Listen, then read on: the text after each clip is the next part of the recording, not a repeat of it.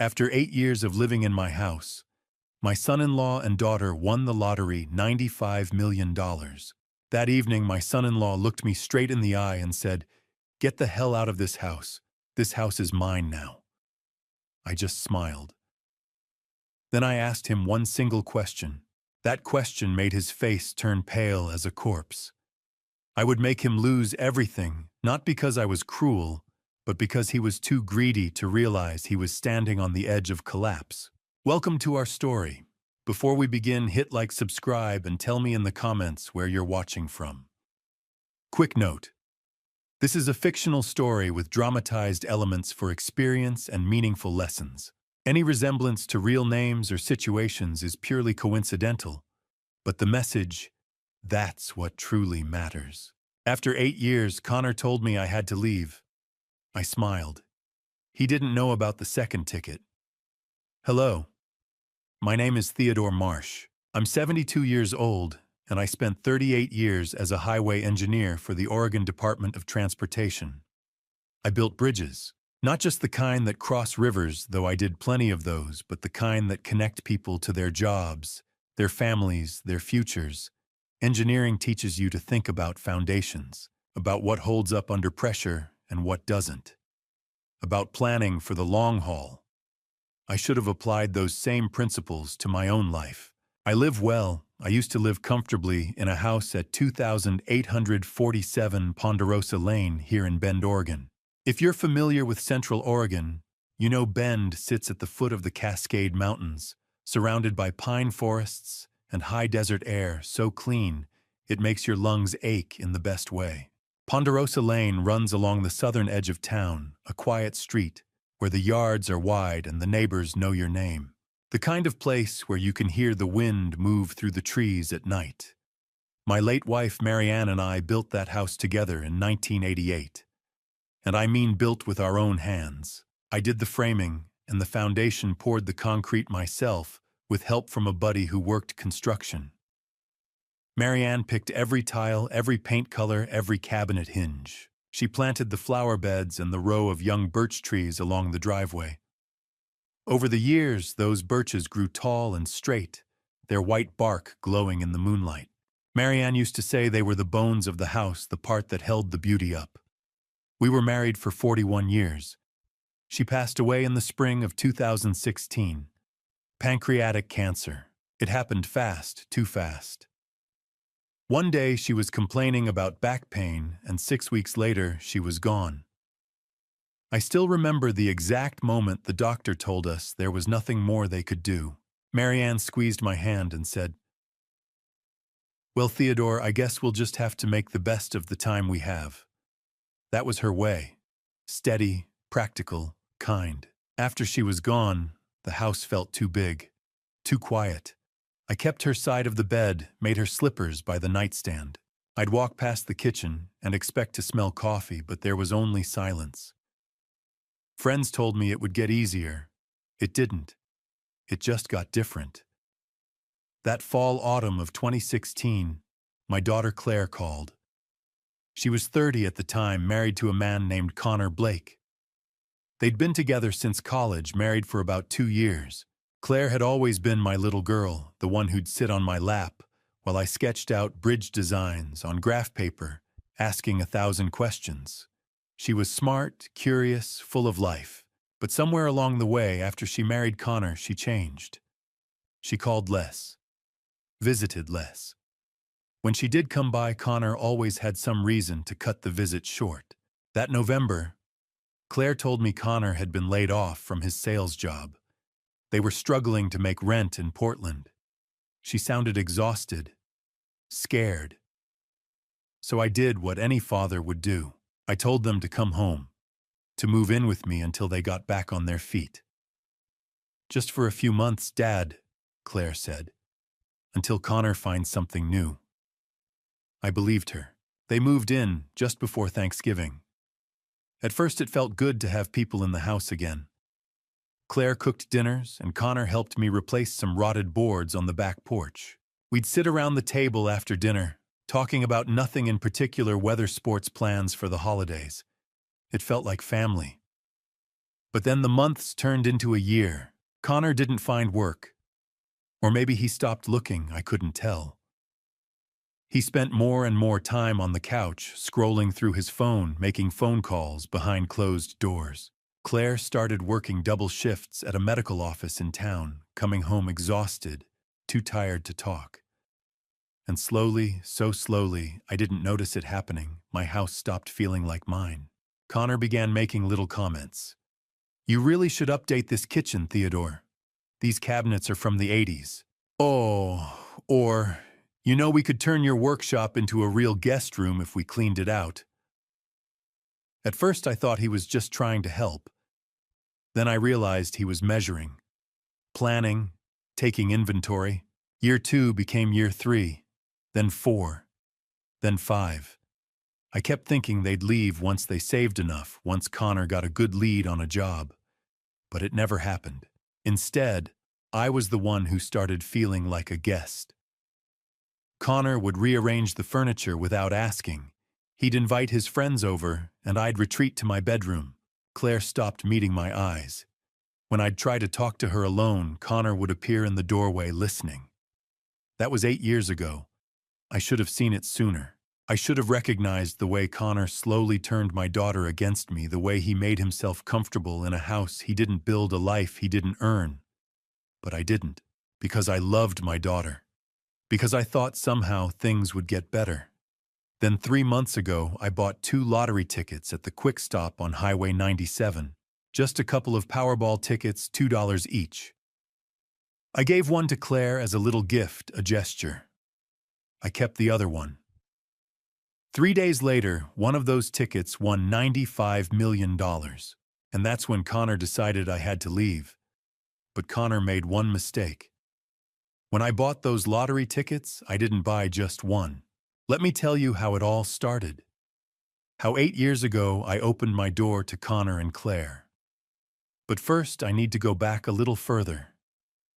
Back to the spring of 2016 when I lost Marianne. She was 60 years old. We'd been planning a trip to the coast that summer.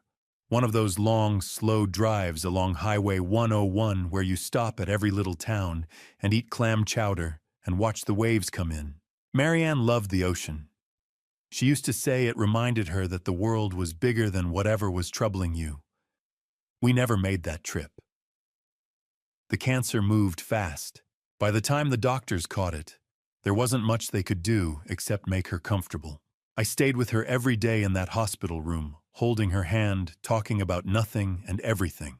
She told me stories I'd heard 100 times before, about the day we bought the land on Ponderosa Lane, about the time Claire was born 3 weeks early, and I nearly drove off the road racing to the hospital. She laughed.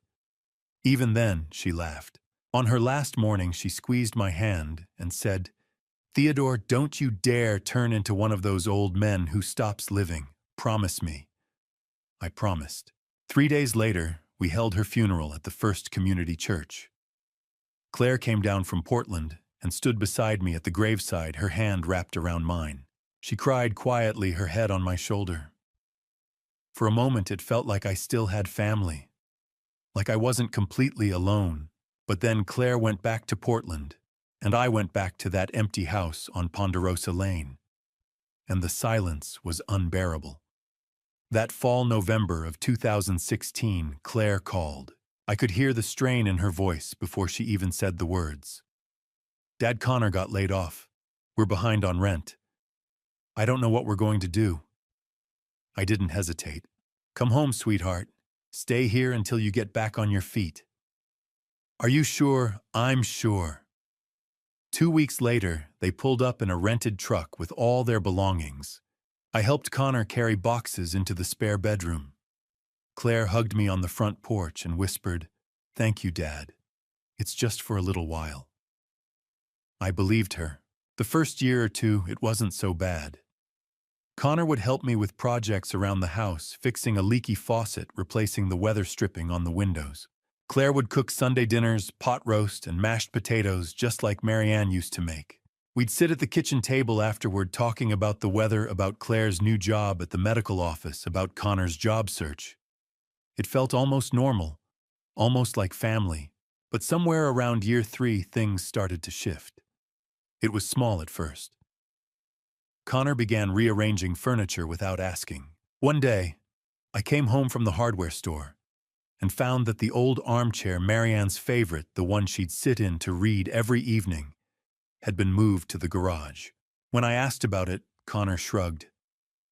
It didn't fit the space, Theodore. We needed room for the new TV stand. Then he started moving Marianne's things.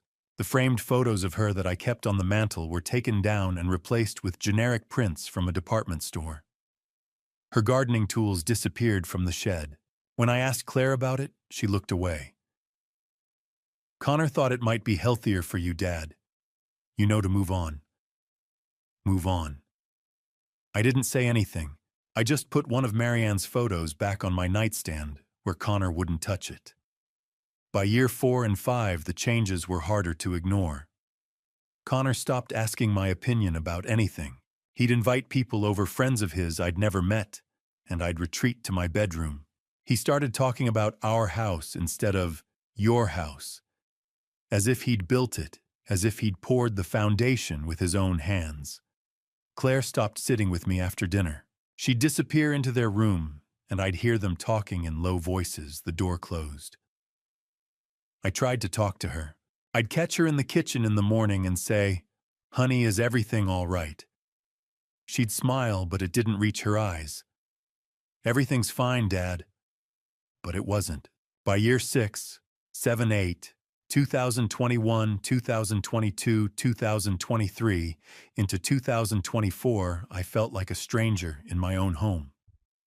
Connor would walk past me in the hallway without a word. He'd make decisions about repairs, about landscaping, about painting rooms, and I'd only find out after it was done. When I objected, he'd sigh like I was being unreasonable. "Theodore, we're just trying to help. You're not getting any younger." I started spending more time in my bedroom. I'd eat dinner alone. I'd listen to the sound of their voices in the living room, their laughter, and I'd feel the walls of my own house closing in. My only relief was my neighbor, Bernard Sullivan. Bernard is 74, a retired postal worker with a dry sense of humor and a stubborn streak a mile wide. He'd been my friend for over 30 years, ever since he and his wife, Maureen, moved in 3 doors down. Bernard would stop by every week or so, usually with some excuse, needing to borrow a tool, asking about the weather, inviting me over for coffee. But I knew what he was really doing. He was checking on me. One Tuesday morning in early April this year, 2024, I walked over to Bernard's house. He was in his garage tinkering with an old lawnmower. He looked up and grinned. "So, Theodore Marsh, haven't seen you in daylight in 2 weeks. Thought maybe you'd turned into a vampire." I managed to smile. "Just keeping busy." "Busy hiding in your room, you mean?" I didn't argue. Bernard wiped his hands on a rag and looked at me seriously. "You know you don't have to live like this, right?" "I don't know what you're talking about." "Yes, you do." We stood there for a minute, neither of us saying anything. Then Bernard pulled 2 crumpled dollar bills out of his pocket and held them up. "Tell you what, I'm heading to the Quick Stop to buy a Powerball ticket. Come with me. Buy one yourself. Maybe you'll win and finally get yourself out of that damn house." I laughed. It was the first time I'd laughed in weeks. "Bernard, I've never bought a lottery ticket in my life." "Then it's about time you did." So I went with him. And on that Tuesday morning, the first week of April 2024, I did something I'd never done before. I bought a lottery ticket. Not because I needed the money, but because Bernard dared me to, and because for just a moment I wanted to believe that something, anything, could change. Those lottery tickets cost me $4, $2 each. The day I bought them was a Wednesday, April 3rd, 2024. I'd gone over to Bernard and Maureen Sullivan's house that afternoon, same as I did most weeks. Bernard and I had a standing chess match, and Maureen always put on a pot of coffee and sat with us at the kitchen table, reading her book and occasionally making sarcastic comments about Bernard's terrible chess strategy. You're getting predictable in your old age, Theodore, Bernard said, moving his knight.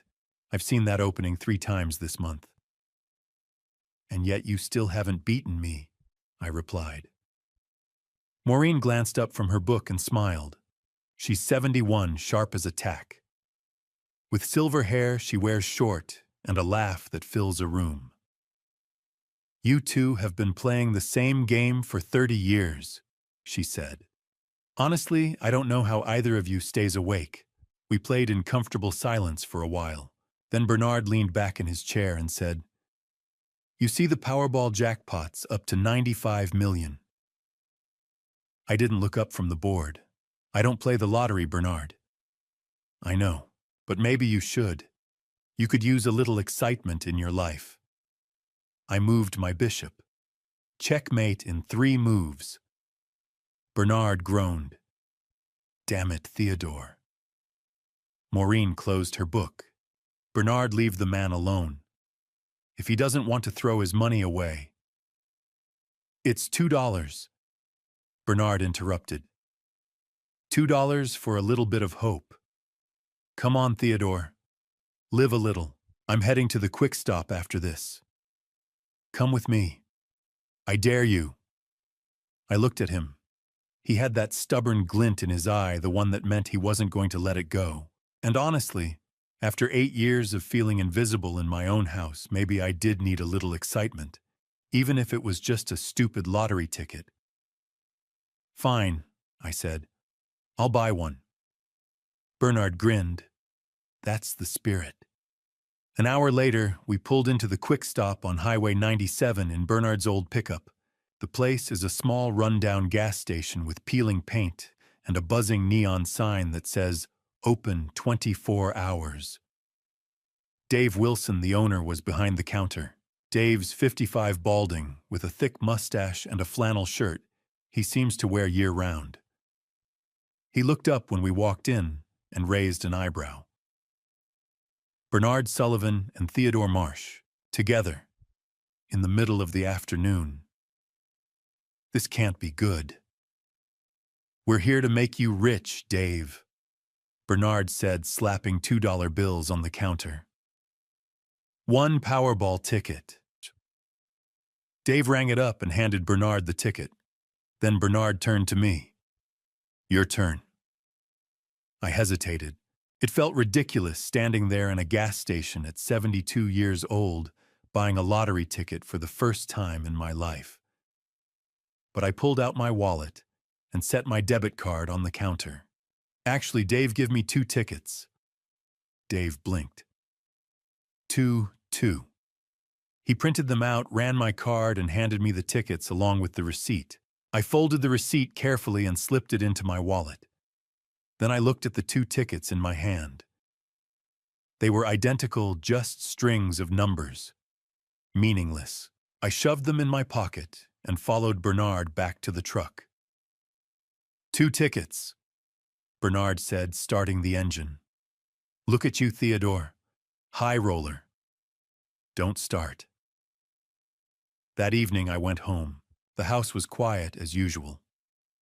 Connor was in the living room watching something on his laptop. Claire was in the kitchen cooking dinner. It was rare for her to cook anymore.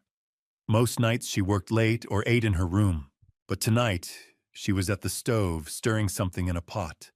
And for a moment, it reminded me of the old days when Marianne would stand in that exact spot humming to herself.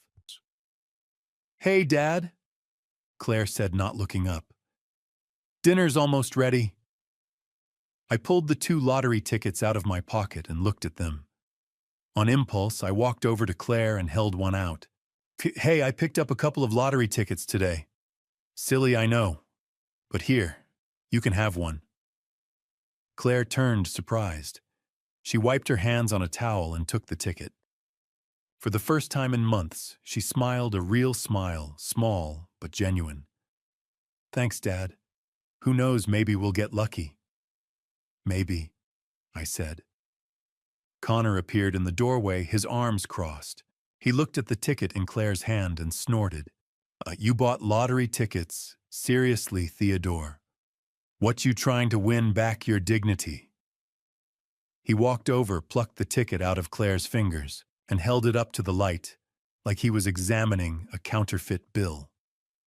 Powerball. 95 million. Yeah, good luck with that. Claire didn't say anything. She just turned back to the stove. I went to my bedroom, pulled the other ticket out of my pocket, and slipped it into the top drawer of my nightstand, next to Marianne's reading glasses. Then I forgot about it. 3 days later, Saturday, April 6th, I was out in my workshop sanding down a piece of cedar I'd been shaping into a small box. I liked working with my hands. It kept me sane. I was focused on the grain of the wood when I heard a scream from inside the house. Not a scream of fear, a scream of shock, of joy. I dropped the sandpaper and walked quickly toward the back door. When I stepped inside, Claire was standing in the middle of the kitchen, trembling, her phone in one hand and the lottery ticket in the other. "We won," she whispered. "We won. $95 million. Connor appeared behind her, moving fast. He snatched the ticket from her hand and ran to the laptop on the counter, pulling up the Powerball website. His eyes scanned the numbers. Once. Twice. "Holy hell," he breathed. "We actually won." I stood in the doorway watching them. Claire's hands were shaking. Connor was already on his phone, dialing a number, pacing back and forth. "Yeah, I need to speak to someone about a lottery claim. Big one. 95 million. Neither of them looked at me. I stood there for a long time, feeling something strange settle in my chest. Not excitement, not joy, just a quiet, hollow ache. Because in that moment, I realized something I should have seen years ago. I didn't exist to them anymore. I was just a ghost in my own house. That evening, I stayed out in the workshop until it got dark. When I finally walked back inside, Connor was waiting for me at the kitchen table. Connor was waiting when I walked in. His posture had changed, no longer the polite tolerance he'd worn for 8 years, but something harder. He sat at the kitchen table, arms folded. Claire stood by the sink, her back to me. "What's going on?" I asked. Connor didn't stand. "We need to talk. Our situation has changed." I stayed near the door. "What do you mean, Claire and I just won $95 million, and this house doesn't fit our lifestyle anymore?" The words hung in the air. Your lifestyle. That's right. Connor leaned back, spreading his hands. "We think you'd be more comfortable in a senior living facility, somewhere with staff medical care. We'll cover all the costs. All you have to do is sign over the property." Sign over the property. I looked at Claire. "Sweetheart, what is this?" She didn't turn around.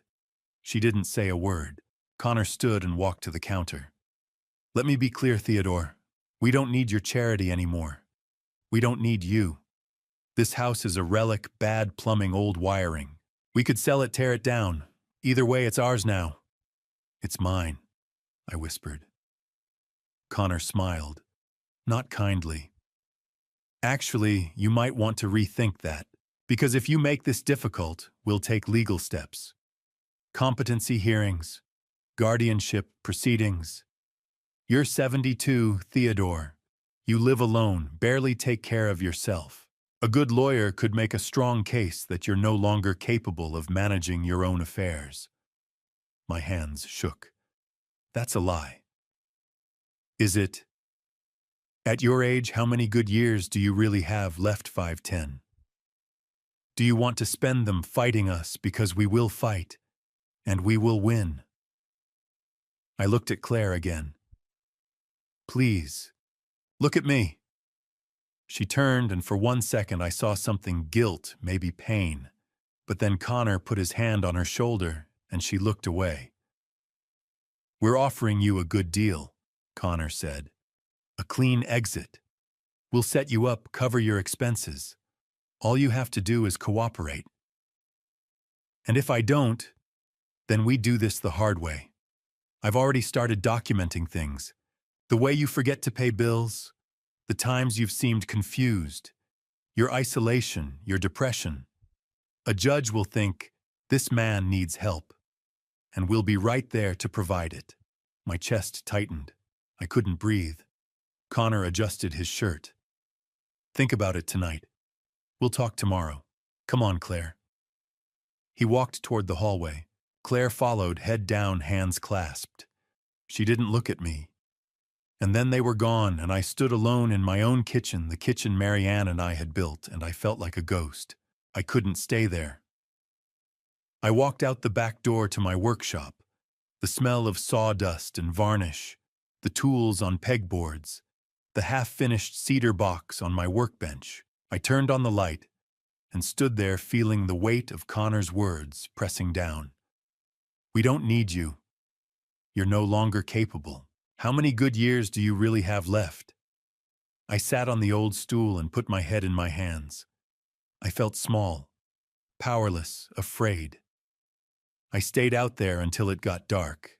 Then I walked back inside, past the kitchen, where Connor and Claire's voices drifted from behind their closed bedroom door, and into my own room.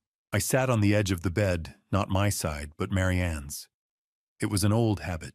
Whenever I needed to think, to sort through something difficult, I'd sit on her side as if somehow she was still there. I stared at the framed photo on the dresser, Marianne and me on our wedding day. Young, full of hope. I felt so far from that man now. Connor was right. I was 72. Alone. No leverage.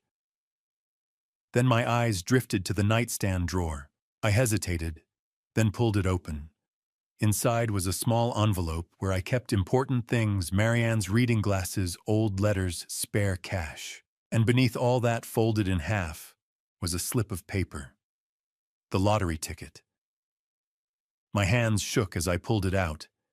The numbers were printed clearly.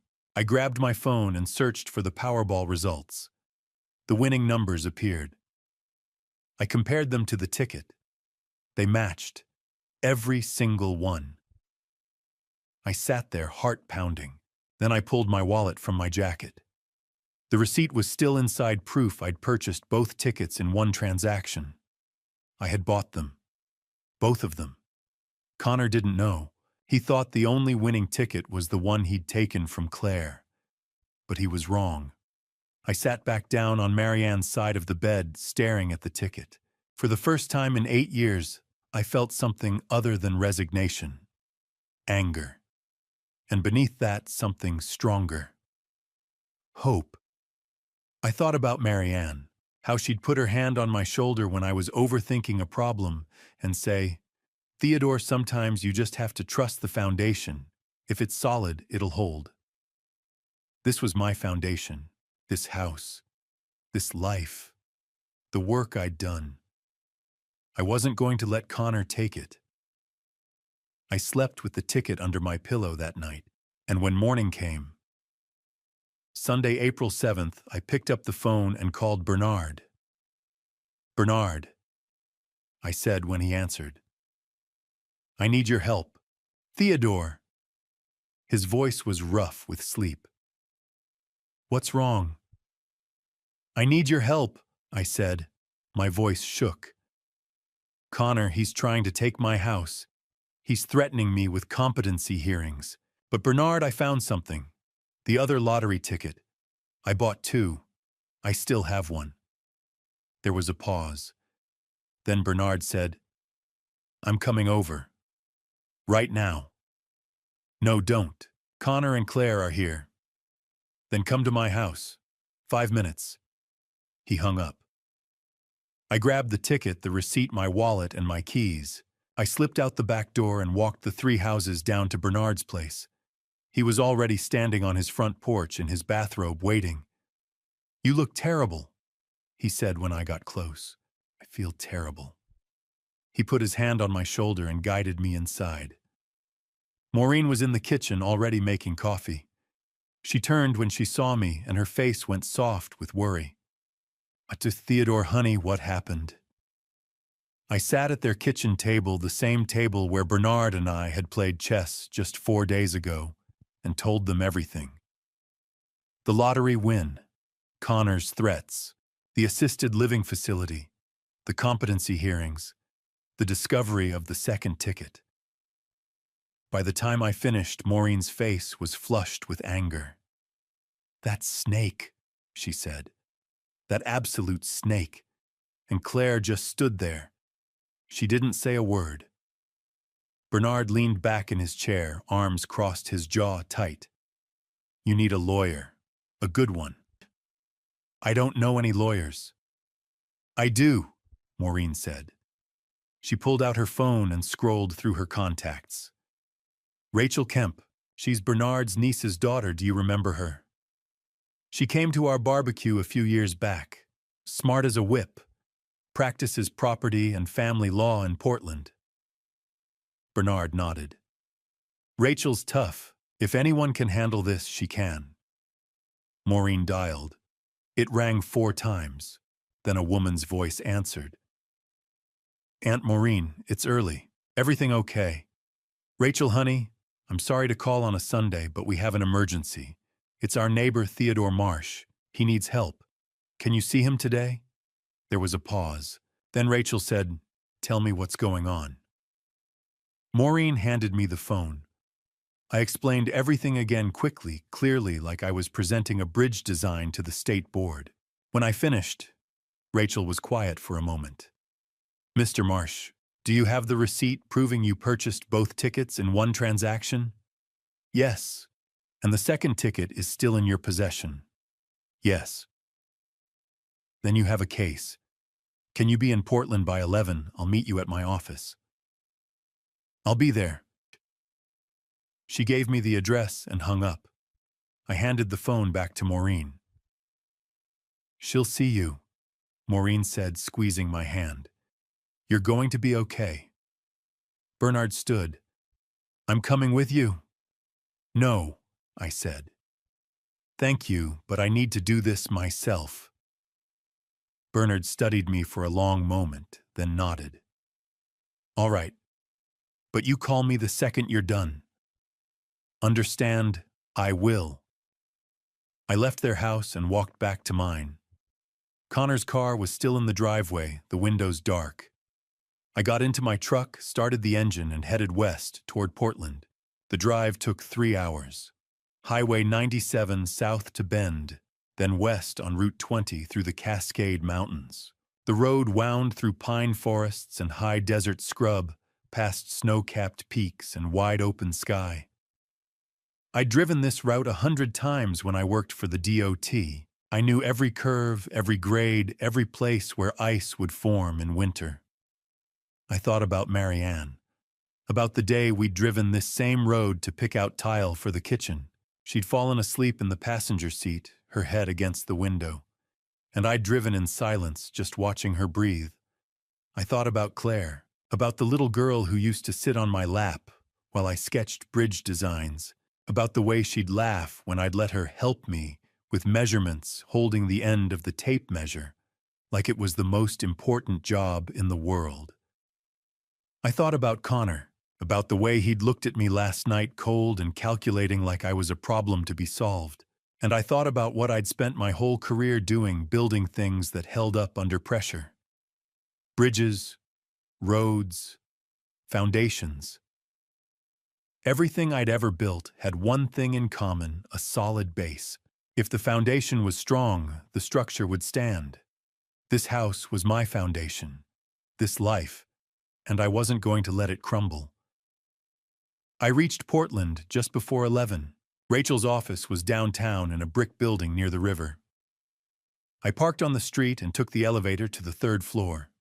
Rachel was waiting in the lobby. She was 42 tall and sharp-eyed, with dark hair pulled back in a ponytail. She shook my hand firmly. "Mr. Marsh, come on back." Her office was small, but professional law books on the shelves, framed diplomas on the wall. She gestured to a chair and sat across from me, a legal pad in front of her. "Tell me everything," she said. So I did. I told her about the tickets, the receipt, Connor's threats, the competency hearings, the assisted living facility. I showed her the ticket and the receipt. She examined both carefully, took photos, made notes. When I finished, she leaned back and looked at me. Here's the situation. Under Oregon law, the person who purchased the ticket owns the ticket, unless there's a signed agreement transferring ownership. You bought both tickets in one transaction. You have the receipt. You gave one ticket to your daughter as a gift. There was no contract, no sale, no transfer of ownership. The ticket your son-in-law is trying to claim legally belongs to you. Relief washed over me. So I have a case. You have a strong case, but we need to act fast. We're going to file a notice of dispute with the Oregon Lottery Commission today. Right now. Today. Today. If we wait, Connor could try to claim the prize and make this messier. We need to get ahead of it. She pulled out her laptop and started typing. For the next 2 hours, we worked together, drafting the notice, signing affidavits, gathering evidence. At 2:47 that afternoon, Rachel hit send on the electronic filing. Done, she said. The commission has been notified. Connor can't claim that prize now without a hearing. I stared at her. Just like that. Just like that. She closed her laptop and looked at me seriously. Mr. Marsh, when they find out about this, they're going to be angry. Are you safe at home? I'll be careful. If anything happens, anything at all, you call the police. And you call me. Understand? I understand. I shook her hand and left. The drive home felt different. The mountains were the same, the road was the same, but I wasn't. I didn't feel defeated anymore. I felt armed. I reached Bend just after 7. The sun was setting, painting the sky orange and pink. I pulled onto Ponderosa Lane and saw the lights on in my house. Connor's car was in the driveway. I parked and walked to the front door. Before I could open it, Connor appeared in the hallway, his phone in his hand, his face red. "What the hell did you do?" he said. I'd seen Connor angry before. But this was different. This wasn't the cold, calculating anger of last night. This was the rage of a man who'd already started spending money that wasn't his. Connor's voice filled the house before I could even close the door. Our lawyer got the notice. You want to explain this? He was standing in the hallway, blocking my path, his phone still in his hand. His face was flushed, his jaw tight. I could see the vein in his temple pulsing. I set my keys on the table by the door and met his eyes. I don't owe you an explanation. You filed a dispute claim, Connor said, his voice rising. You're trying to steal our money. I'm not stealing anything, I said calmly. I bought both tickets. I have the receipt. You gave one to Claire. You can't take back a gift. I gave Claire a ticket. Not the winning ticket. That ticket is mine. Connor stepped closer. You think a judge is going to believe that you think anyone's going to believe you just happened to keep the winning ticket for yourself. I walked past him into the living room. My legs felt steady. My hands didn't shake. I sat down in Marianne's old armchair, the one Connor had moved to the garage years ago, the one I'd quietly brought back into the house last month. I sat in it now, claiming my space. Connor followed me, standing over me, arms crossed. The power posture of a man used to getting his way. Here's what's going to happen, Theodore, he said. One, you're going to withdraw that claim today, because if you don't, we're going to make your life a living hell. I looked up at him. Is that a threat? It's a fact. We have resources now, real money. We can drag this out for years. Lawyers, depositions, appeals. How old are you? Theodore, 72. At your age, do you really think you'll live long enough to see the end of this? I didn't answer. Connor leaned down his hands on the armrests of my chair, his face close to mine. I've been documenting things, Theodore, concerning behaviors, memory lapses, the time you left the stove on, the bills you forgot to pay, the way you wander around talking to yourself. My chest tightened. I've never left the stove on. Connor smiled. Are you sure? Because I have notes that say otherwise. Dates, times, witnesses. That's a lie. Is it, or is it just the failing memory of an elderly man who can't take care of himself anymore? Connor straightened, putting his hands in his pockets. We can prove you're not competent, Theodore. We can prove you need a guardian. And when we do, every decision you make, including this lawsuit, goes away. I heard a sound at the doorway. Claire was standing there, her arms wrapped around herself, her face pale. Connor, she said quietly. Stay out of this. Connor snapped, not even looking at her. Claire flinched, but she didn't leave. She just stood there watching, her eyes moving between Connor and me. I stood up slowly. My knees ached, but I didn't let it show. I looked Connor in the eye. This conversation is over, I said. Connor's smile widened. You're going to lose everything, Theodore. The money, your daughter, your dignity, all of it. I walked toward the door. As I passed Claire, I paused. She looked at me, and for just a moment I saw the little girl she used to be, the one who'd held my hand at Marianne's funeral. Then I kept walking. You can't win this, Connor called after me. I stopped at the threshold of the hallway and turned back. My dignity is mine, Connor. You can't take that. I went to my bedroom and closed the door. For a long time I sat on the edge of the bed, listening. I could hear Connor and Claire talking in low voices. Then the voices got louder. Claire was saying something I couldn't make out the words, and Connor cut her off, his tone sharp. Then I heard Claire crying. Connor's voice rose. He did this. Not us. He's the one tearing this family apart. I closed my eyes. At 9 o'clock, my phone buzzed. A text from Rachel. Are you okay? I typed back. Yes. He threatened me. Competency hearings, guardianship. Her reply came immediately. Document everything. Write it down. Dates, times, exact words. I pulled out an old notebook from my desk drawer, one I'd used years ago for project notes, and started writing. Sunday, April 7th, 2024, 7:15 p.m. Connor confronted me in the living room, said he's been documenting concerning behaviors, claimed I left the stove on false, claimed I forgot to pay bills false, threatened to prove I'm not competent, threatened guardianship proceedings, said they could drag the lawsuit out for years. Claire was present, but said nothing. I wrote for 20 minutes, recording everything I could remember. Connor's exact words, his body language, the lies he'd told, the threats he'd made. When I finished, I stared at the page, and slowly a realization settled over me.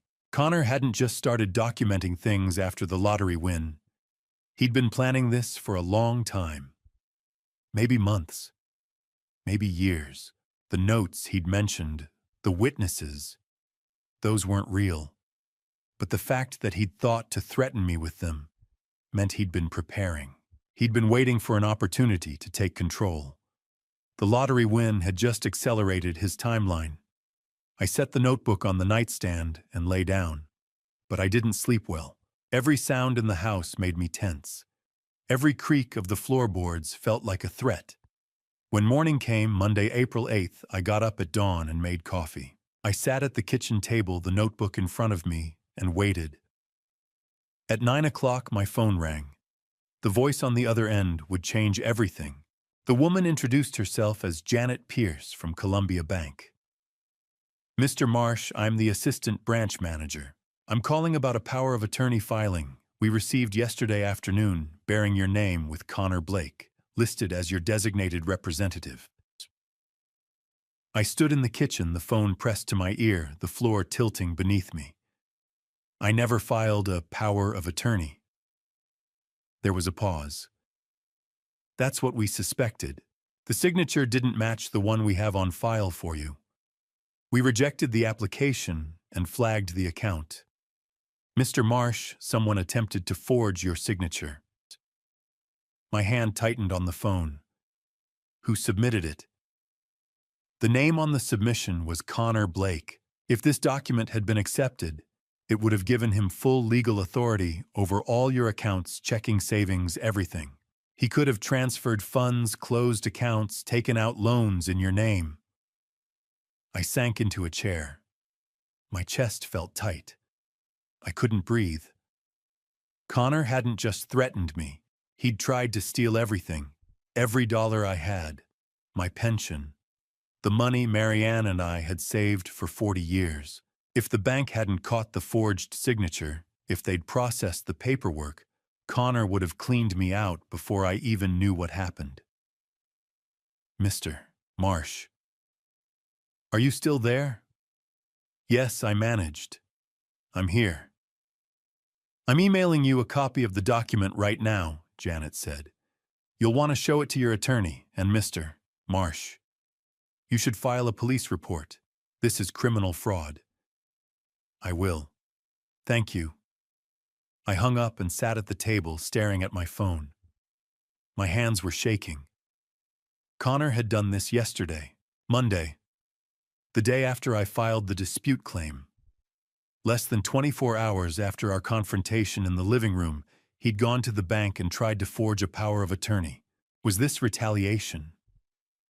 Or had he been planning this all along?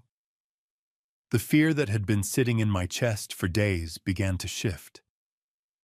Slowly, it hardened into something else. Anger. At 9:15, I called Rachel. He tried to forge a power of attorney, I said, my voice shaking. The bank caught it. They rejected it. But he tried. Rachel was silent for a moment. Then she said, "That's criminal fraud. Forgery. This changes everything, Mr. Marsh. What do I do? Call the bank back. Get that document. Email it to me immediately. Then go to the Bend Police Department and file a report. Today. Do not wait." Okay.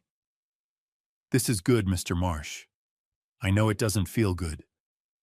But this is evidence. Hard evidence that Connor is willing to commit crimes to get what he wants.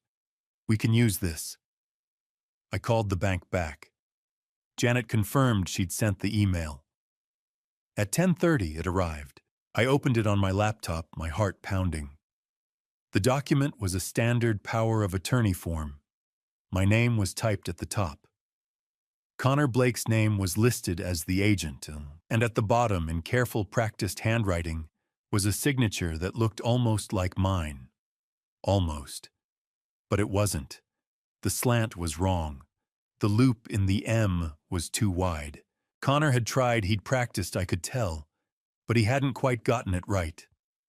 I stared at the signature for a long time. This wasn't a mistake. This wasn't a misunderstanding. This was deliberate, calculated. Connor had sat down somewhere, maybe in my own house, maybe at a coffee shop downtown, and practiced signing my name until he thought he had it right. Then he'd taken this form to the bank and lied. I forwarded the email to Rachel. Her reply came within minutes. "This is gold. See you at the mediation." That afternoon, I drove to the Bend Police Department. The building was small brick with a flagpole out front. I walked inside and told the officer at the desk I needed to file a report for attempted fraud. They assigned me to a detective named Morrison. He was in his 50s, gray-haired with a calm, patient manner. He listened while I explained everything, the lottery tickets, the dispute, the confrontation, and now the forged power of attorney. I showed him the email from the bank. Morrison took notes, asked questions, examined the document. When I finished, he leaned back in his chair and looked at me seriously. "Mr. Marsh, this is a felony. Forgery attempted fraud.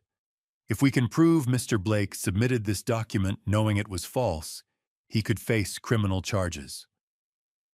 "I want that on record," I said. Morrison nodded. "We'll open a case. I'll contact the bank, get their statement, pull the security footage if they have it. This is going to take time, but we'll follow up." He handed me a receipt with a case number printed at the top. Number 2024-BR-04751. "Keep this," he said. "And Mr. Marsh, be careful. If this man is willing to forge legal documents, there's no telling what else he might do." I folded the receipt and put it in my wallet right next to the lottery receipt. "Thank you," I said. I drove home slowly, the case number heavy in my pocket. When I pulled onto Ponderosa Lane, the house looked the same as it always did.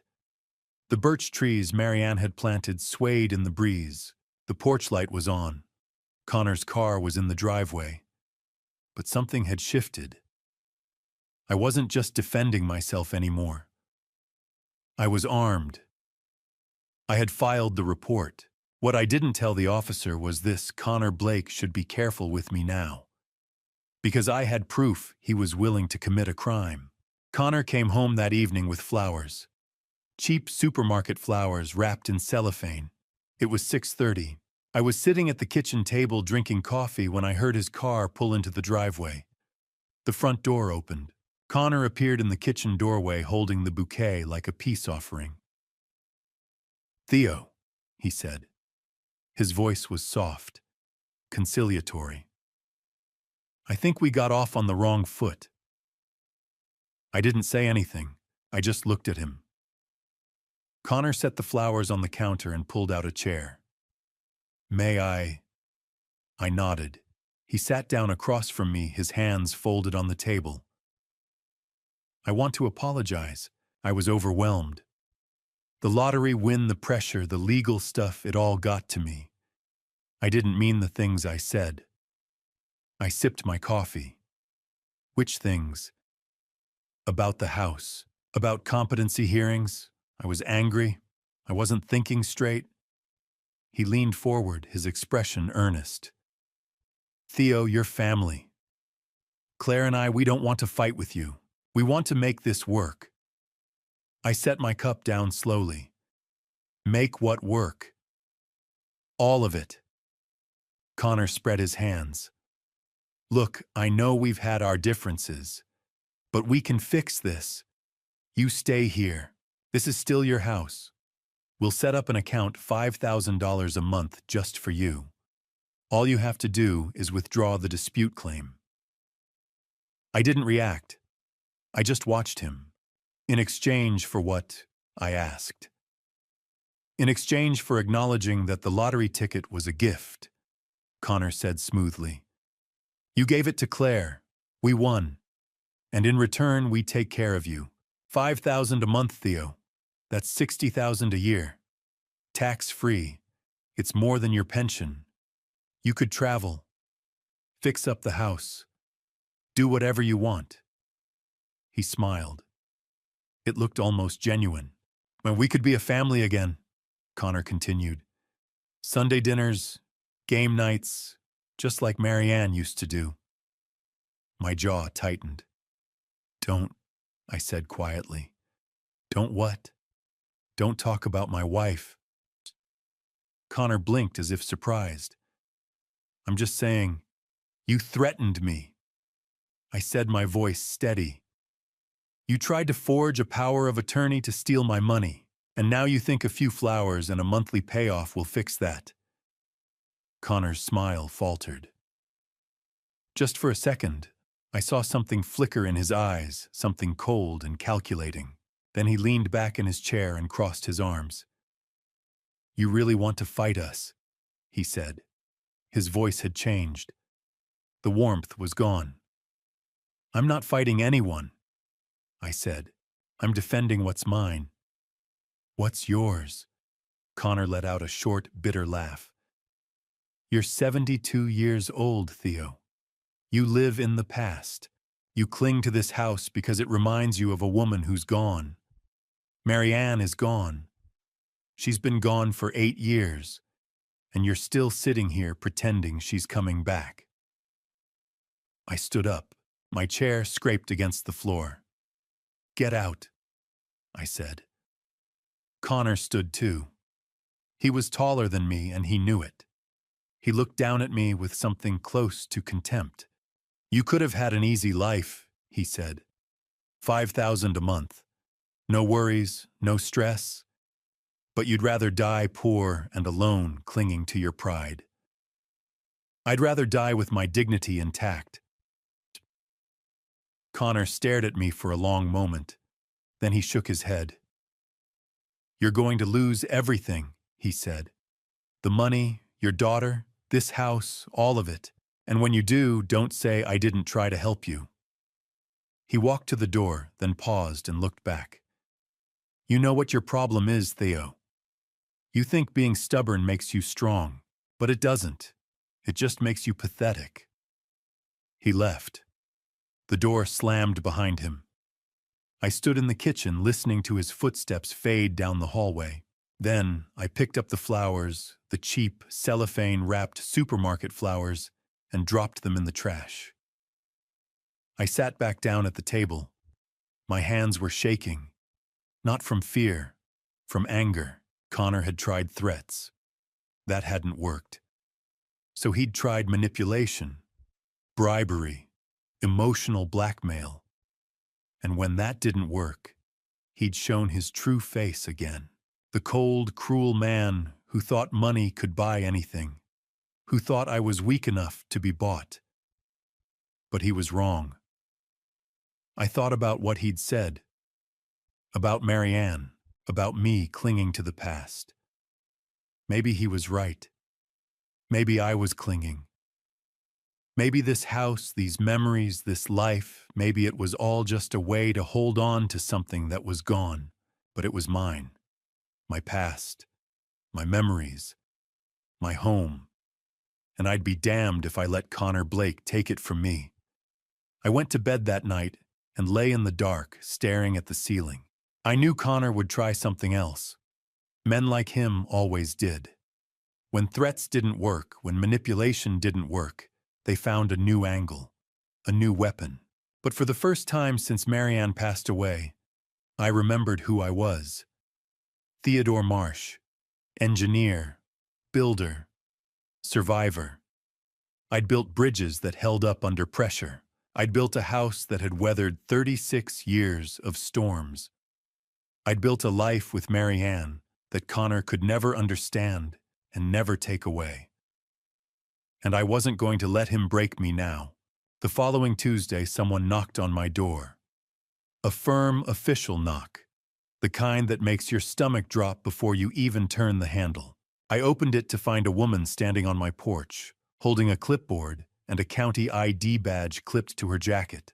She was in her early 40s with dark hair pulled back in a ponytail and tired eyes that had seen too much. "Mr. Theodore Marsh?" she asked. "Yes." "My name is Lisa Hernandez. I'm an investigator with Deschutes County Adult Protective Services. We received a report regarding your welfare. I need to conduct an assessment to determine whether you're safe and capable of caring for yourself."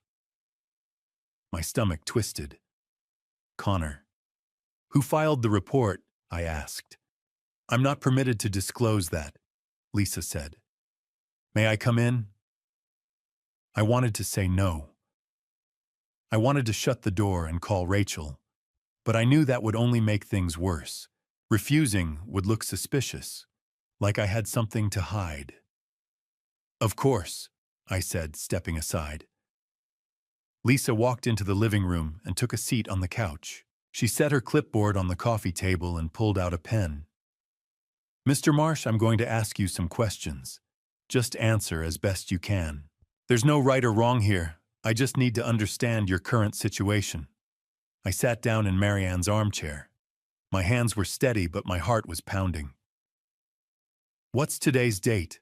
Lisa asked. Tuesday, April 16th, 2024. And who's the current president of the United States? I answered. She asked more questions. Where did I live? How long had I lived here? What did I do for work? Did I have any medical conditions? Did I take any medications? I answered everything clearly, precisely, the way I used to present project reports to the state board. Mr. Marsh, the report we received mentioned memory loss and confusion. Have you experienced anything like that? No, I said firmly. Never. Do you manage your own finances? Yes. I pay my bills on time. I balance my checkbook every month. I've been doing it for 40 years. Do you prepare your own meals? Yes. And you live here with your daughter and her husband? They live here, I corrected. This is my house. I invited them to stay 8 years ago when they were having financial difficulties. Lisa made notes. I couldn't read her expression. Mr. Marsh, would you mind if I took a look around, just to get a sense of your living environment? Go ahead. We walked through the house together. Lisa checked the kitchen first. The counters were clean. The refrigerator was stocked with fresh food, milk, eggs, vegetables, leftovers in labeled containers. The stove was spotless. Not a single burner left on not a single sign of neglect. We moved to the bathroom. Clean. Organized. Towels folded. Medicine cabinet tidy with my blood pressure medication neatly lined up, each bottle labeled with the date. Then my bedroom. The bed was made. Clothes put away. Marianne's photo on the nightstand, the lottery ticket still hidden in the drawer below. Finally, we went out back to my workshop. Lisa stepped inside and paused. The tools were hung on pegboards, each in its place. The workbench was clean, sawdust swept. On the shelf sat a row of small wooden objects I'd been making over the years, birdhouses, boxes, a small carved bowl. Lisa picked up one of the birdhouses and examined it. This is beautiful work. You still do woodworking. It keeps my hands busy, I said. She set it down gently. Mr. Marsh, I've been doing this job for 12 years. I can tell the difference between someone who needs help and someone who's being targeted. You're not the person described in that report. Relief washed over me. So you'll close the case. I still need to interview your neighbors and your family members, Lisa said. But based on what I've seen today, there's no indication that you're unable to care for yourself. Your home is clean, your mind is sharp, your physical health seems good. She paused at the door and handed me her business card. If you ever do need help, real help, call me. Thank you. Lisa left. I closed the door and leaned against it, my hands finally starting to shake. I'd held it together during the interview, answered every question, passed every test. But now, alone in the quiet of my own house, the humiliation hit me. I'd had to prove my competency. In my own home, I'd had to show a stranger that I could take care of myself, that I wasn't confused or dangerous or incapable. At 72 years old, I'd been treated like a child who couldn't be trusted. And Connor had done this. He'd filed that report. I knew it. He'd called Adult Protective Services and told them I was incompetent, unsafe, a danger to myself. He'd weaponized the system against me, hoping they'd declare me unfit and appoint a guardian. Him. I walked to the kitchen and poured myself a glass of water. My hands were still shaking. Lisa had said she'd interview Connor next, and I knew exactly what he would say. He'd be calm, concerned, earnest. He'd tell her about my memory lapses, my confusion, the time I supposedly left the stove on. He'd paint a picture of a fragile old man who couldn't take care of himself anymore, and he'd sound so believable. For the first time since this whole nightmare began, I felt a different kind of fear. Not the fear of losing money or losing the house, but the fear of losing my independence. my autonomy, the right to live my own life in my own home on my own terms. That was what Connor was really trying to take. Not just my money, my freedom. Lisa interviewed Bernard and Maureen the next morning. Bernard called me as soon as she left. "That son of a bitch tried to get you declared incompetent." His voice was loud, furious. "Lisa just left. She asked us 100 questions about you, your memory, your habits, whether we'd ever seen you confused or unsafe." "What did you tell her?" "I told her you're sharper than half the engineers still working out there." Maureen told her Connor Blake should be ashamed of himself. "We told her the truth, Theo, that you're fine, that this whole thing is garbage." I closed my eyes. "Thank you." She asked if we'd be willing to testify if it came to that. I said absolutely. Bernard paused. "You're not alone in this, Theo. You hear me, I hear you." That afternoon, there was another knock on my door. This time, it was Pastor Joyce Morgan. Joyce was 67, recently retired from First Community Church, with silver hair and a calm, steady presence that had comforted our congregation for 30 years. She was also a close friend of Bernard and Maureen. "Theodore," she said, giving me a hug. "Maureen called me. I wanted you to know you have support from the church, from the community." She came inside and sat at the kitchen table. From her bag, she pulled out a thick folder. "I've known you for 16 years, Joyce said. "Ever since Marianne and I served together on the missions committee. You were a devoted husband, a loving father, a good neighbor. And when Marianne passed, you carried that grief with dignity." She opened the folder and spread out 10 handwritten letters on the table. "These are from members of First Community, people who know you, people who are willing to testify on your behalf if needed." I stared at the letters. My throat tightened. I picked one up. It was from a couple I barely knew, Tom and Susan Reed, who lived 2 streets over. They wrote that they'd seen me at the hardware store every Saturday for years. Always polite, always coherent, always helpful when someone needed advice on a project.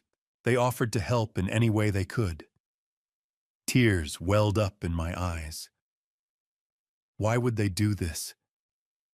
Joyce reached across the table and squeezed my hand. "Because Marianne was loved. And so are you." The next morning, Thursday, April 18th, Lisa called. "Mr. Marsh, I'm closing your case. My conclusion is that the report was unsubstantiated. There's no evidence of cognitive decline or self-neglect. You're fully competent to manage your own affairs." Relief flooded through me. "Thank you." "I interviewed your son-in-law yesterday," Lisa continued. "He made several allegations about your memory and confusion. Not one of them was corroborated. In fact, everyone I spoke to said the opposite." "What happens now?" "I'm noting in my report that this appears to be a malicious filing related to a financial dispute. If Mr. Blake files another report without legitimate cause, there will be legal consequences." I sat down, the phone pressed to my ear. I felt relief and anger. Connor had tried to take my freedom, my autonomy, and he'd failed. "Thank you, Lisa. Take care of yourself, Mr. Marsh." That evening, Bernard and Maureen invited me over for dinner. But when I arrived, I found it wasn't just the 3 of us. Pastor Joyce was there. So were Jim and Carol Patterson, neighbors from down the street I'd known for years. "We thought you could use some company," Maureen said, ushering me inside. The table was set with Maureen's best dishes. She'd made pot roast, mashed potatoes, green beans, and homemade rolls, the kind of meal Marianne used to make on Sundays. We sat around the table, and for the first time in months, I felt something I hadn't felt since Marianne passed away. I felt seen. Bernard raised his glass.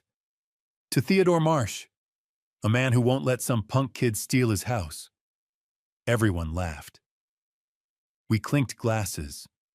We ate.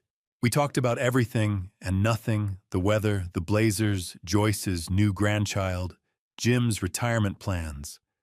No one brought up the lottery or Connor or the investigation. They just let me be a person, a friend, a neighbor. At one point, I looked around the table and felt my chest tighten with emotion. When Marianne passed away, I said quietly, I was lonely.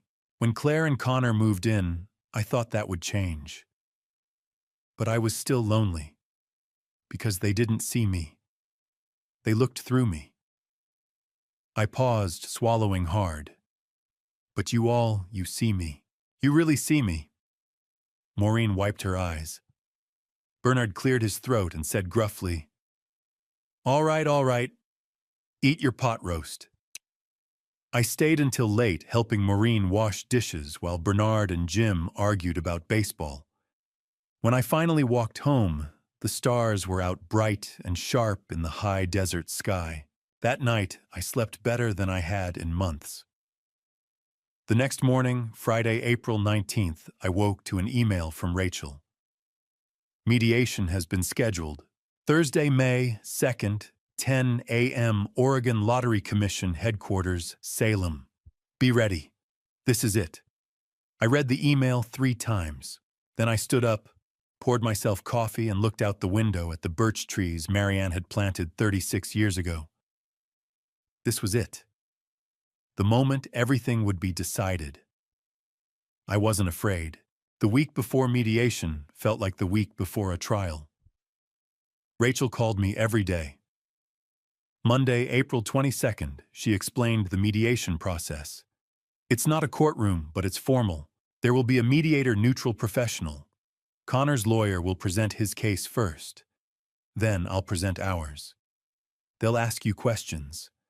Answer honestly, clearly, and briefly. Don't ramble. Don't get emotional. Mr. Morton, that's Connor's lawyer. He's going to try to make you look bad. Old, bitter, greedy. Don't let him rattle you. I'll try. You'll do fine, Mr. Marsh. Just tell the truth. Tuesday we practiced. Rachel ran me through mock questions over the phone. Why did you give the ticket to Claire? Because she's my daughter. It was a small gift. I didn't think about winning. It was just worth $2. Did you tell her it was a gift? I said, here, you can have this. Did you expect her to give it back if it won? I paused. No, I didn't think about it at all. It was spontaneous. Good. That's the truth. Stick to that. Wednesday, we reviewed documents. Rachel went through everything. We had the receipt from the Quick Stop, showing I'd purchased both tickets in one transaction, my bank statement confirming the debit card charge, the forged power of attorney with Connor's name on it, the police report, the APS investigators' conclusion that the elder abuse report was malicious filing. Stanley Morton knows about all of this, Rachel said. The forgery, the APS claim. I'd bet money he's not comfortable representing Connor anymore. But he's stuck. He filed the claim. He has to see it through. That night I couldn't sleep. I sat on the edge of my bed staring at the dark ceiling, my mind spinning. Claire was my daughter. If I won this mediation, she would lose $95 million. She'd walk away with nothing, and she would hate me for it. Maybe forever. Was it worth it? I got up and walked through the house in the dark. Through the living room where Marianne and I used to sit and watch old movies. Through the kitchen where she'd hum while she cooked. Through the hallway past the framed photo of the 3 of us. Me, Marianne, and Claire taken when Claire was 10, all of us smiling at the beach. These walls, I'd built them. These floors, I'd laid them. This house. It was Marianne and me, our hands, our sweat, our dreams. Connor had told me I had to leave.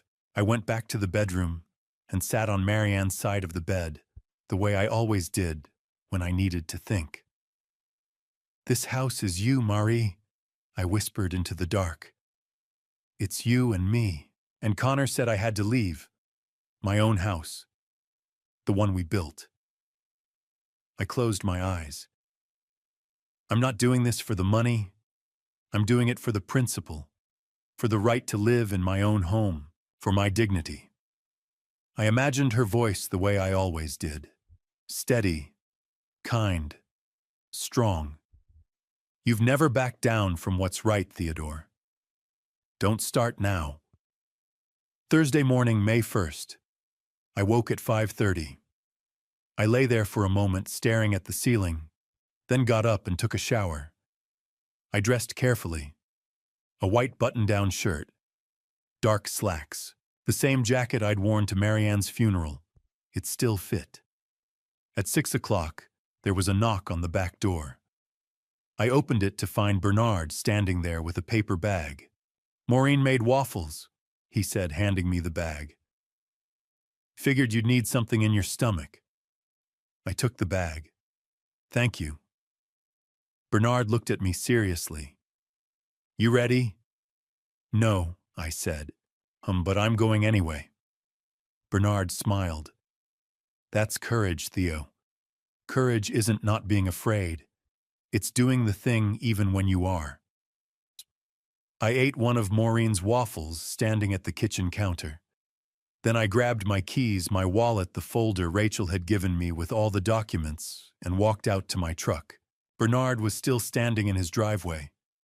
He raised his hand. I raised mine back.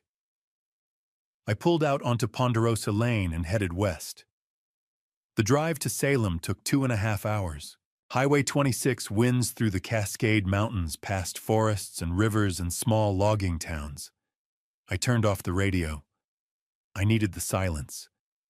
I thought about Marianne, about the day we'd stood on this empty lot in 1988, just dirt and sagebrush, and she'd said, "This is it, Theodore. This is where we're going to build our life." I thought about Claire, about holding her in my arms the day she was born, about teaching her to ride a bike, about the way she used to fall asleep on my shoulder when she was small. I thought about Connor, about the way he'd looked at me in the kitchen and said, "You're pathetic."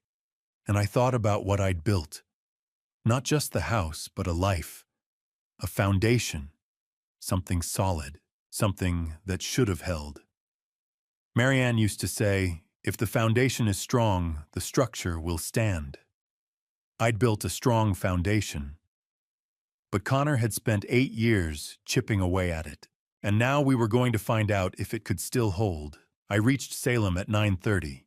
I pulled into the parking lot across from the Oregon Lottery Commission building and sat there for a moment, gripping the steering wheel, trying to steady my breathing.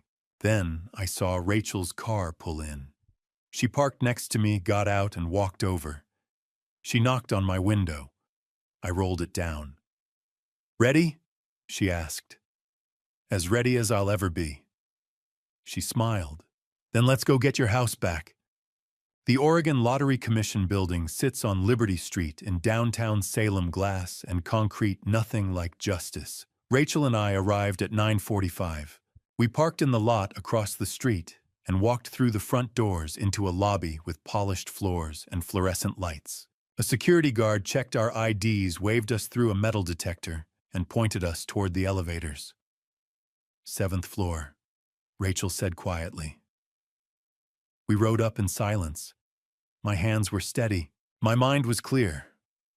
I'd spent the last 2 weeks preparing for this, reviewing documents with Rachel, rehearsing answers to questions, going over the timeline again and again. I knew the facts. I knew the truth. The elevator doors opened. The 7th floor waiting area was small and sterile, gray carpet, a few chairs, a water cooler in the corner. And across the room, sitting in those chairs, were Connor, Claire, and their lawyer. Connor was wearing a new suit, expensive, tailored, navy blue with a crisp white shirt. He sat with one leg crossed over the other, his arms stretched along the back of the chair next to him. The posture of a man who thought he'd already won. Claire sat 2 chairs away from him, her hands folded in her lap, staring at her phone. She looked pale, tired. Standing near them was Stanley Morton, 54, slick gray hair, expensive watch leather briefcase open on the chair beside him as he reviewed his notes. The elevator chimed. All three of them looked up. Connor didn't stand. He just looked at me, his expression unreadable, and stayed exactly where he was. A power move, a statement. Claire glanced at me, just for a second. Then she looked back down at her phone. That hurt more than anything Connor had done. Rachel's hand touched my elbow. This way, Theo. We walked to the opposite side of the waiting area and sat down. 10 feet separated us from Connor and his lawyer. It felt like miles. At 9:55, the conference room door opened. A young woman in a lottery commission badge stepped out. We're ready. Connor stood first. He walked into the room like he was claiming territory.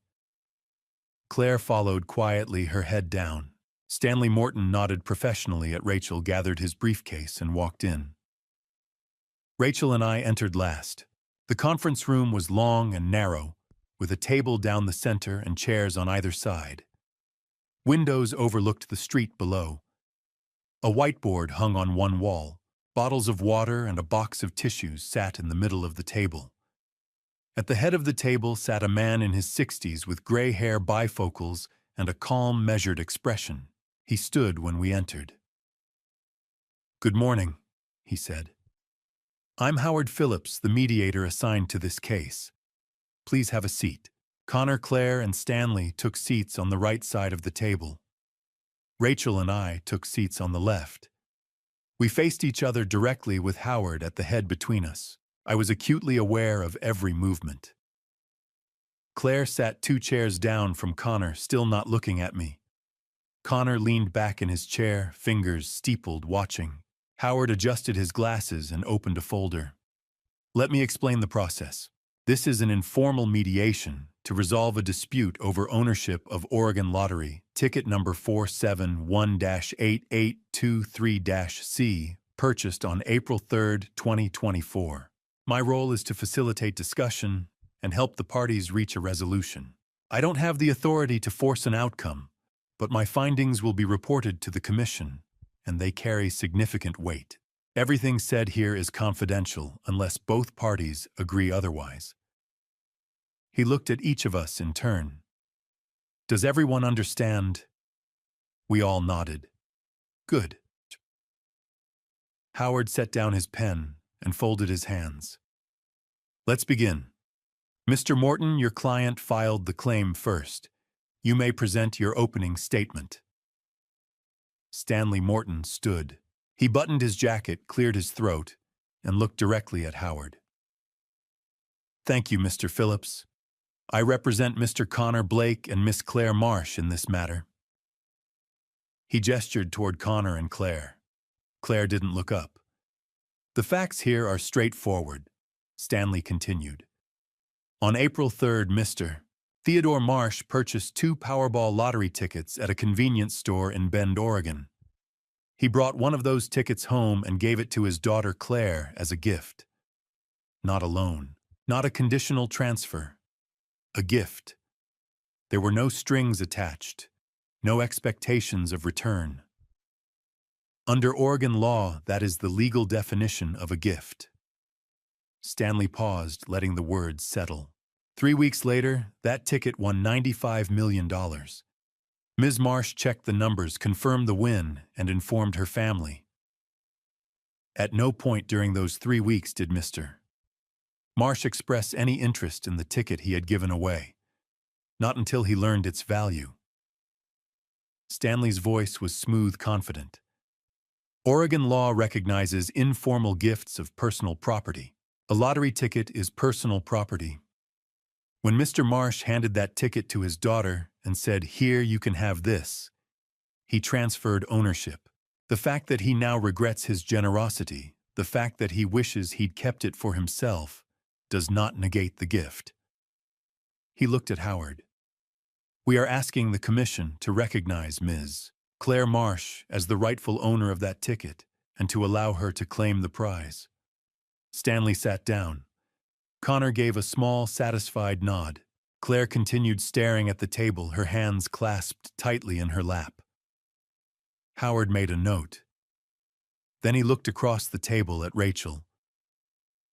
"Ms. Kemp, your opening statement." Rachel stood up, and I knew this was the moment everything would be decided. I had practiced this story with Rachel dozens of times, but sitting across from Claire, every rehearsed word vanished. I could only speak the truth. Rachel stood, her posture calm but commanding. "Mr. Morton has described part of the truth," she began. "What he's left out are the facts that matter most." She reached into her briefcase and placed 2 documents on the table in front of Howard Phillips. "This," Rachel said, tapping the first page, "is the receipt from Quick Stop Highway 97, Bend, Oregon. Date April 3rd, 2024. Time 2:17 p.m. 2 Powerball tickets, paid by debit card, in the name of Theodore Marsh." She slid the second document forward. "This is Mr. Marsh's bank statement showing a $4 charge from Quick Stop on the same date and time." Howard leaned forward, examining both pages through his bifocals. Rachel continued, her voice steady. "Mr. Marsh bought both tickets. He paid for both tickets. Under Oregon law, he is the legal owner of both tickets." Stanley Morton shifted in his seat. Connor's jaw tightened. "Mr. Marsh gave 1 ticket to his daughter informally?" Rachel went on. "A $2 paper slip. At the time, it had no more value than a greeting card. But a lottery ticket worth $95 million is not a casual gift. It is a substantial asset, and Oregon lottery regulations require clear documentation in cases of ownership dispute. Mr. Marsh has that documentation. Mr. Blake does not." Howard looked at me. "Mr. Marsh, can you confirm that you purchased these tickets on April 3rd? "Yes, sir," I said. My voice was quieter than I'd hoped, but it was steady. "And you bought 2 tickets in one transaction?" "Yes, 2 tickets. $4 total." "Why 2? I glanced at Rachel. She nodded slightly. "Because my friend Bernard dared me to buy one," I said. "I thought if I'm buying one, I might as well buy 2. It was just $4. I didn't think about winning. I just did it." Howard made a note. "And you gave 1 ticket to your daughter?" "Yes." "Why?" I looked at Claire. She was staring at the table, her hands folded tightly in her lap. "Because she's my daughter," I said. "It was a small thing, a $2 ticket. I wanted to share it with her." Howard's expression softened slightly. "Mr. Marsh, why did you file a dispute with the Lottery Commission?" I took a breath. "Because 3 days after my daughter's ticket won, her husband told me I had to leave. He said the house I built 36 years ago with my own hands with my late wife wasn't my home anymore. He said the $95 million wasn't mine, and he tried to take everything." Stanley leaned forward. "Mr. Marsh, you're 72 years old. How clearly do you remember the events of April 3rd? Rachel's hand touched my arm gently, a signal to stay calm. "I remember it perfectly," I said. "I drove to Quick Stop with Bernard Sullivan. The owner, Dave Wilson, sold me the tickets. I paid with my debit card. I have the receipt. I remember everything." Stanley sat back, his expression sour. Rachel reached into her briefcase again. This time she pulled out a thicker envelope. "There's one more thing," she said, her tone sharpening. "On April 8th, Mr. Blake submitted a power of attorney to Columbia Bank, claiming authority over Mr. Marsh's accounts. She placed a letter on the table. This is correspondence from the bank dated April 24th. The bank rejected the document because the signature did not match Mr. Marsh's on file. They flagged it as possible fraud. Howard's eyebrows rose. He reached for the letter. Rachel wasn't finished. She placed a second document beside it. This is a police report filed by Mr. Marsh with the Bend Police Department on April 9th. Case number 2024-BR-04751. The report documents an attempt to commit financial fraud through forgery. The room went silent. Howard looked at Connor. Mr. Blake, do you have a response to this? Connor's face had gone pale. That was a misunderstanding. A misunderstanding. Rachel cut in her voice hard. You forged a legal document in my client's name to seize control of his bank accounts. That's not a misunderstanding. That's fraud. And it suggests a pattern of behavior using manipulation, coercion, and now forgery to steal my client's assets. Howard removed his glasses and rubbed the bridge of his nose. Mr. Morton, were you aware of this? Stanley Morton looked genuinely rattled.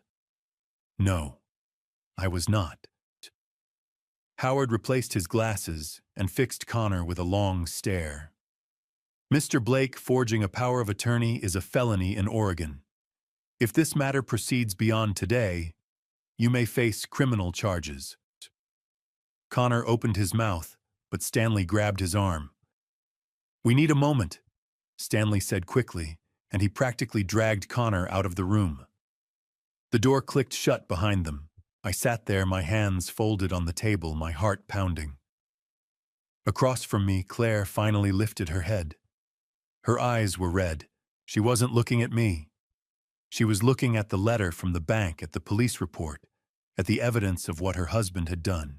And for the first time in 8 years, I saw my daughter cry. Still watching Theodore's battle comment, family, so I know you're here for the full story. Quick note, this narrative includes fictional elements to amplify the message and emotional journey. If you'd rather skip the rest, you're welcome to stop here. But the next part, Claire's breakdown, is the most powerful moment yet. You won't want to miss it. When we returned from the recess, Claire was still sitting there, crumpled tissues clutched in her hands. It was 12:45.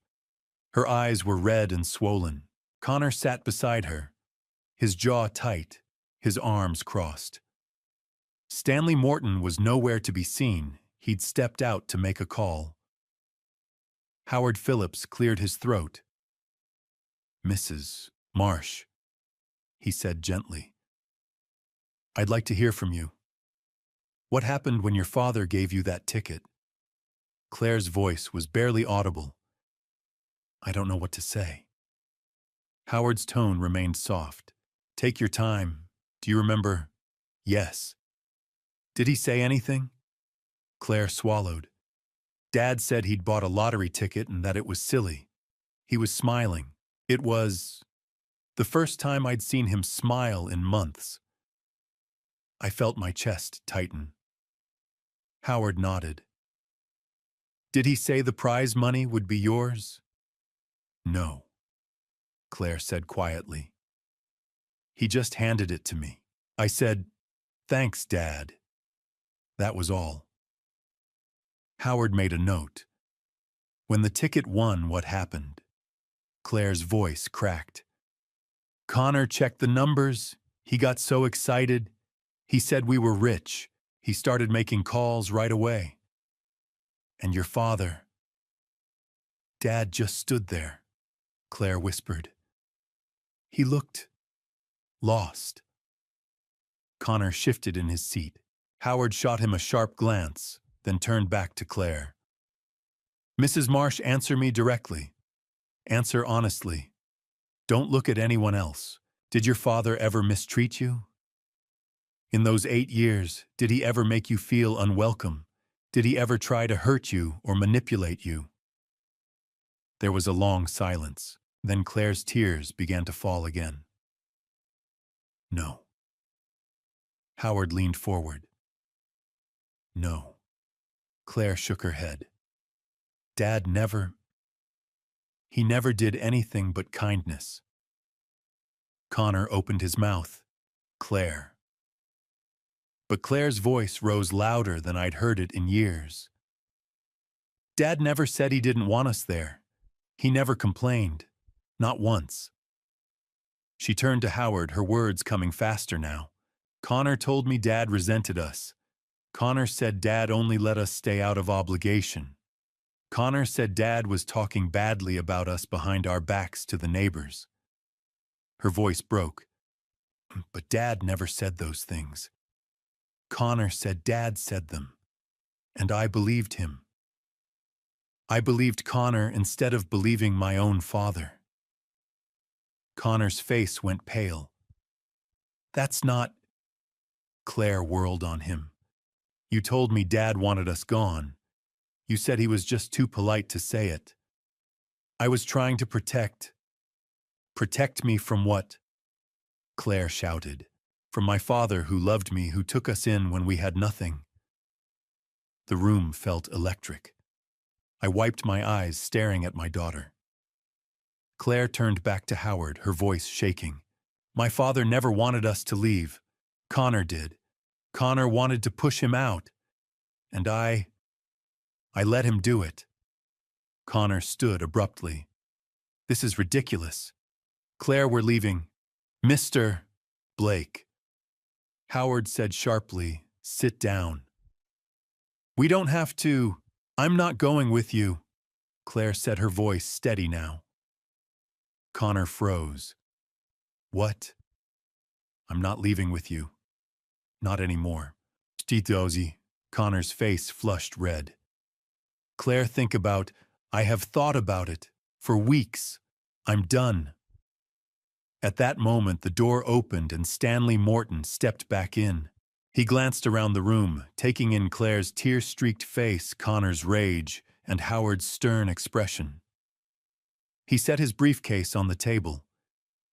Mr. Phillips, I need to withdraw from this case. Effective immediately. Connor's head snapped toward him. You can't do that. I can and I will, Stanley said flatly. Given the evidence of fraud and this testimony, I cannot ethically continue. He turned to Howard. I apologize for the disruption. Then he picked up his briefcase, looked at Connor and said, Good luck, Mr. Blake. You're going to need it. And he walked out. The door clicked shut behind him.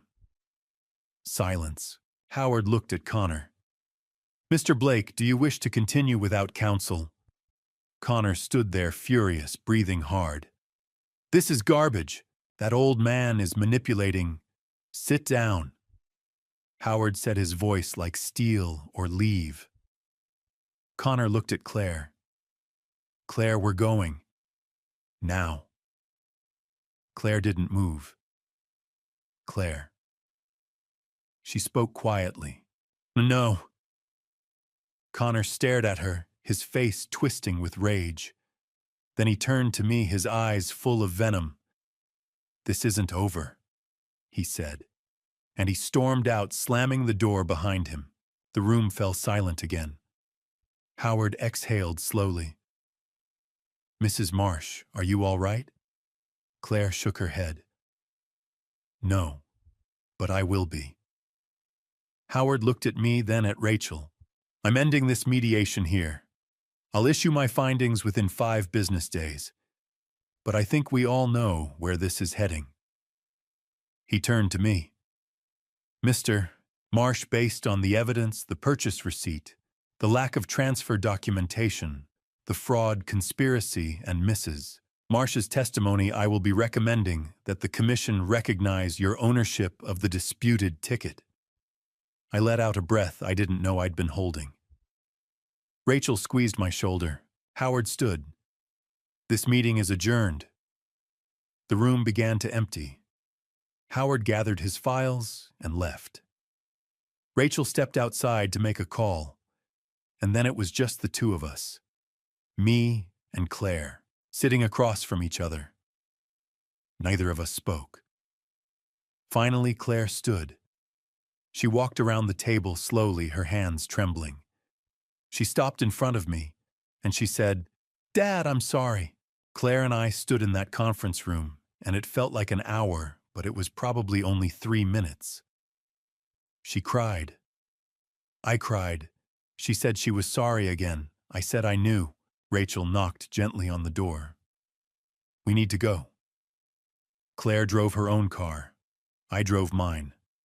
I didn't know if I would ever see her again. I left Salem at 2 o'clock, took Highway 22 east toward home. 3 hours.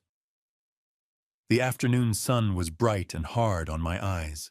I thought about Claire's face, about Connor's rage, about Howard's words. I turned the radio off. I needed silence. Halfway home, my phone rang through the car's hands-free system. "Bernard, how'd it go?" he asked. I swallowed. I think I won." "And Claire," my voice broke. "She apologized. She broke down. She told the truth." There was a pause. Then Bernard said quietly, "Good, Theo." I got home at 5 o'clock. Connor's truck was in the driveway. Claire's sedan was parked beside it. I sat in my car for a moment, gathering myself. Then I went inside. Connor was upstairs in the bedroom. I could hear him moving around, the door closed. Claire was in the kitchen, her back turned to me, standing at the sink. I stopped in the doorway. "Claire." She froze. Her shoulders went rigid. "I can't," she said, her voice barely audible. "Not yet. I'm sorry." And then she walked past me, head down, and went upstairs. I stood there alone in the kitchen, listening to the sound of footsteps overhead. Then I heard voices. Connor's sharp and angry, Claire's quieter, breaking into sobs. I thought about going up there. Thought about knocking on the door, demanding to talk to my daughter. But I didn't. It wasn't my place anymore. The next morning, Friday, Connor left the house at 8. He didn't come back until after 10 that night. I assumed he was meeting with a new lawyer or planning something. I didn't ask. That afternoon, I was in the workshop, sanding the legs of a small table I'd been working on, when I saw a piece of paper slide under the door. I set down the sandpaper and picked it up. It was folded once. The handwriting was Claire's. "Dad, I'm sorry. I don't know how to face you. I don't know how to fix what I did. I'm scared. But I need you to know I love you. I always have. Claire." I sat down on the workbench and held that note in my hands. And I cried. Saturday and Sunday crawled by. The house felt like a minefield. Connor avoided me completely once we passed each other in the hallway. He looked at me with pure hatred, but he said nothing. I saw Claire twice. The first time was in the upstairs hall. She stopped when she saw me. We looked at each other for a long moment. Then she whispered, "Hi, Dad," and hurried past. The second time, I glanced out the window and saw her sitting in her car in the driveway, her face in her hands, crying. I wanted to go to her. I wanted to help. But I didn't know how. Bernard came over on Saturday afternoon. He brought a loaf of Maureen's banana bread. "You holding up?" he asked. I shrugged. "I lived with them for 8 years. Now I don't know how to talk to them." Bernard nodded. "Connor's done. But Claire, give her time, Theo." On Sunday, I did something I hadn't done since Marianne's funeral. I went to church. First Community Church was the same as I remembered it. Same wooden pews, same stained glass windows, same smell of old hymnals and wood polish. Pastor Joyce saw me as I was leaving after the service. She walked over, her face warm. "I heard the mediation went well," she said. "I think so," I said. "I'll know for sure this week." And Claire.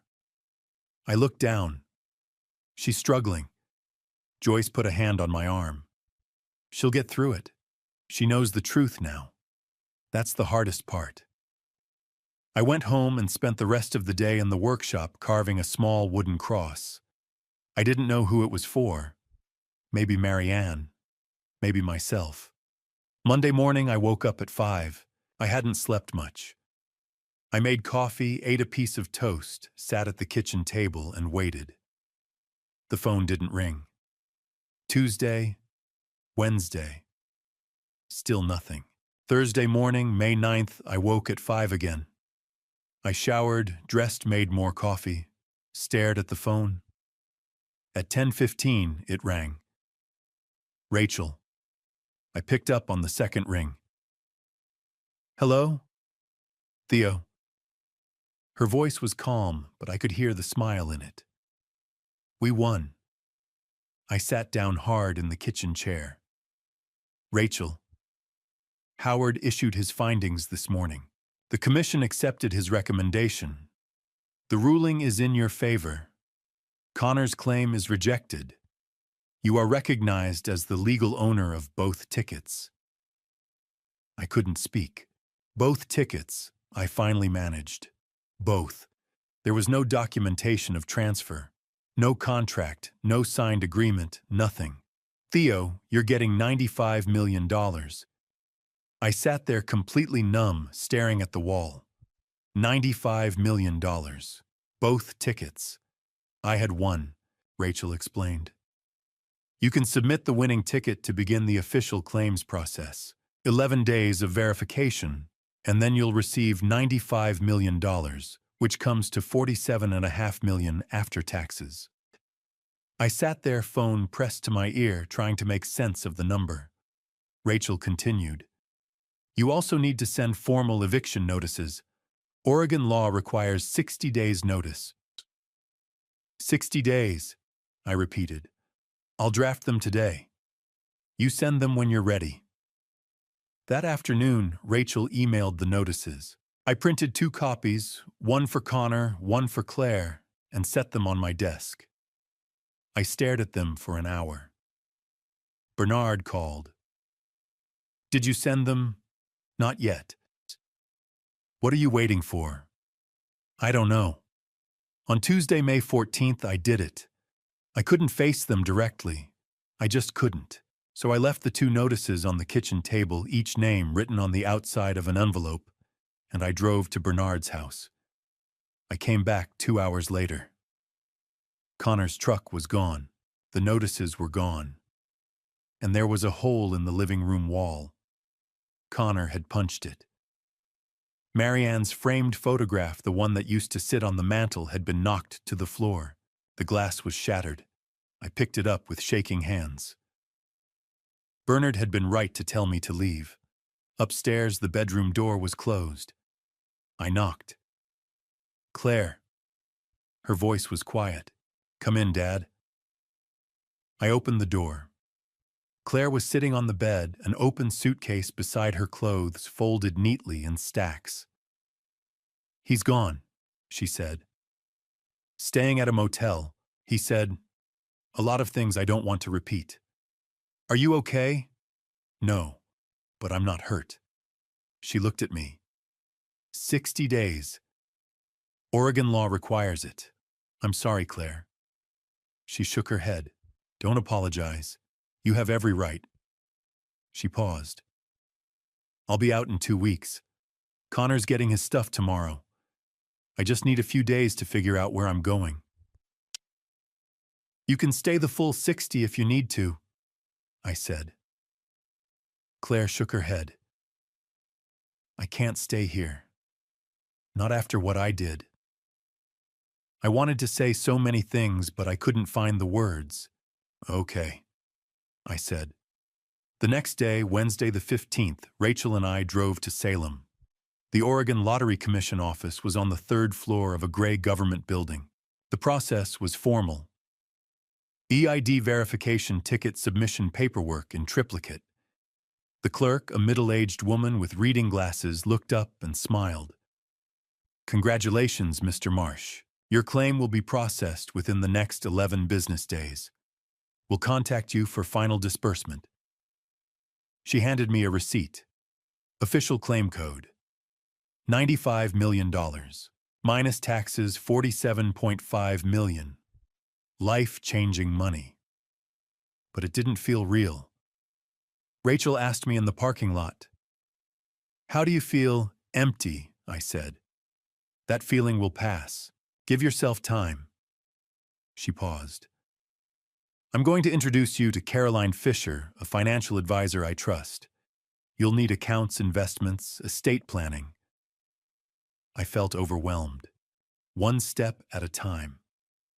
Driving home, I thought about what Marianne would say. Don't let money change who you are. I whispered, "I won't, Marie. I promise." The next morning, Thursday the 16th, a moving truck pulled into the driveway at 10 o'clock. Connor had hired it. I stayed in the workshop and watched through the window. Connor was directing the movers, aggressively barking orders, gesturing angrily. They carried out furniture boxes, the TV, the sofa, the kitchen table. By afternoon, the truck was full. Connor walked to the workshop door. He didn't knock. He just stood there and said through the glass, "You think you won, but you didn't. You lost your daughter. You'll die alone in this house with your money. That's what you deserve." Then he turned and walked away. The truck rolled out of the driveway. Connor's car followed. Gone. I stood at the workshop door, and the house felt quieter. A strange relief washed over me. Over the next few days, Claire was still there, packing slowly. We passed each other in the hallway. Awkward good mornings, stiff good nights. Not much conversation, but we were polite. 3 evenings after Connor left, I was cooking dinner. Pasta, nothing fancy. Claire came downstairs. "Smells good, Dad." "There's plenty," I said. "If you want." She hesitated. "Yes, thank you." We ate at the kitchen table. It was quiet, but not hostile. "Dad." "Yes, I'm filing for divorce. I called a lawyer today." "Good." She looked down at her plate. "I'm going to rent my own apartment. Start over. Maybe find a job. I haven't worked in 8 years." "You'll manage," I said. "You're strong. I don't feel strong." "Being strong isn't a feeling," I said. "It's a choice." Claire smiled just a little. "You sound just like Grandpa. He used to say that. He was a wise man." 3 days later, I went to the hardware store to buy sandpaper. When I came home, Claire's car was gone. Her bedroom was empty. Clean. The bed was made. She'd vacuumed. On the kitchen counter, there was an envelope with my name on it. I opened it with trembling hands. The letter was 2 pages long, written by hand, in Claire's careful script. It started with, "Dear Dad," and ended with, "I love you." In between was everything she couldn't say to my face. I sat at the kitchen table and opened the envelope. 2 sheets of paper, front and back, filled with her handwriting. The ink was smudged in places. She'd been crying when she wrote it. "Dear Dad, I'm writing this because I don't have the courage to say it to your face. I'm sorry. Those words will never be enough, but they're all I have. I'm sorry for the past 8 years, for letting Connor treat you like you didn't matter, for staying silent when he told you to leave your house, the house you built, the house where Mom lived, for believing his lies instead of what I knew in my heart. For 8 years, Connor told me you resented us, that you were too polite to say it, but you wanted us gone, that you talked badly about us to the neighbors, that you were getting old, bitter, difficult. I believed him. I'm so ashamed. The truth is, it was easier to believe Connor than to face my own guilt. I knew we were using you. I knew Connor was using you. And if I admitted that I'd have to do something, I was too weak. too scared, too dependent. I lost myself in this marriage, Dad. I became someone I don't recognize. Someone who could betray her own father for a man who never loved her. Now I understand. Connor didn't marry me because he loved me. He saw an opportunity, a house to take, money to eventually have. I don't expect forgiveness. I don't expect you to want me in your life, but I need you to know I love you. I never stopped. Even when I couldn't show it. Even when I chose him over you. I'm filing for divorce. I'm renting my own apartment. I'm going to figure out who I am outside of this mess. I'll understand if you don't want to see me. But if there's any chance I'll come back in 3 days. I'll knock, and I'll understand if you don't answer. I love you, Dad. I'm so sorry. Claire. I finished reading, set the letter on the table, and put my face in my hands. I cried, for the 8 years we'd lost, for Claire's pain, for Marianne not being here to help us, but also for hope. She said she'd come back. 3 days. I spent those 3 days cleaning, vacuumed the living room, dusted Marianne's photograph, the glass repaired now, scrubbed the kitchen, even cleaned the guest bedroom, though I didn't know why.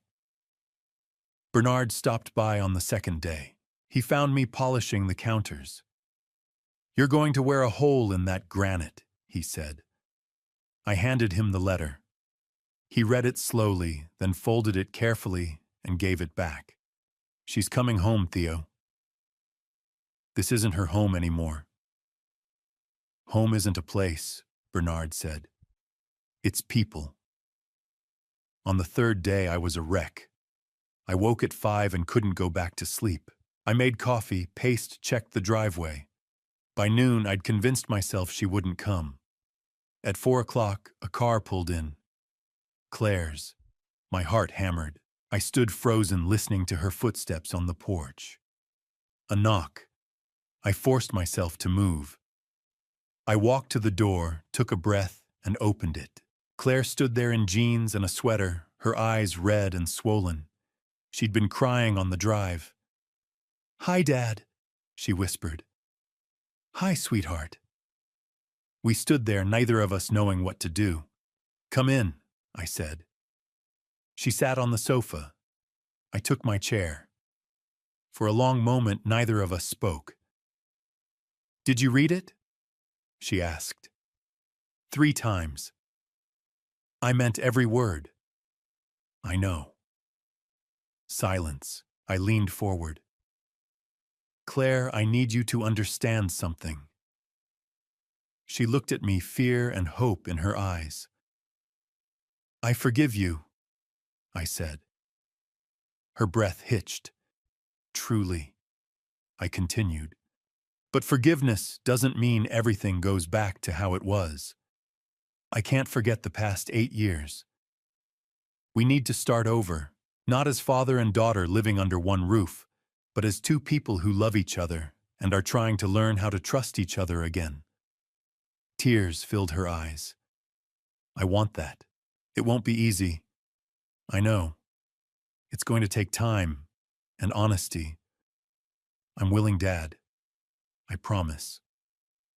I studied her face. I saw Marianne in her, the shape of her eyes, the curve of her mouth, but I also saw someone lost trying to find her way back. "Then I'm willing to try too." Claire broke.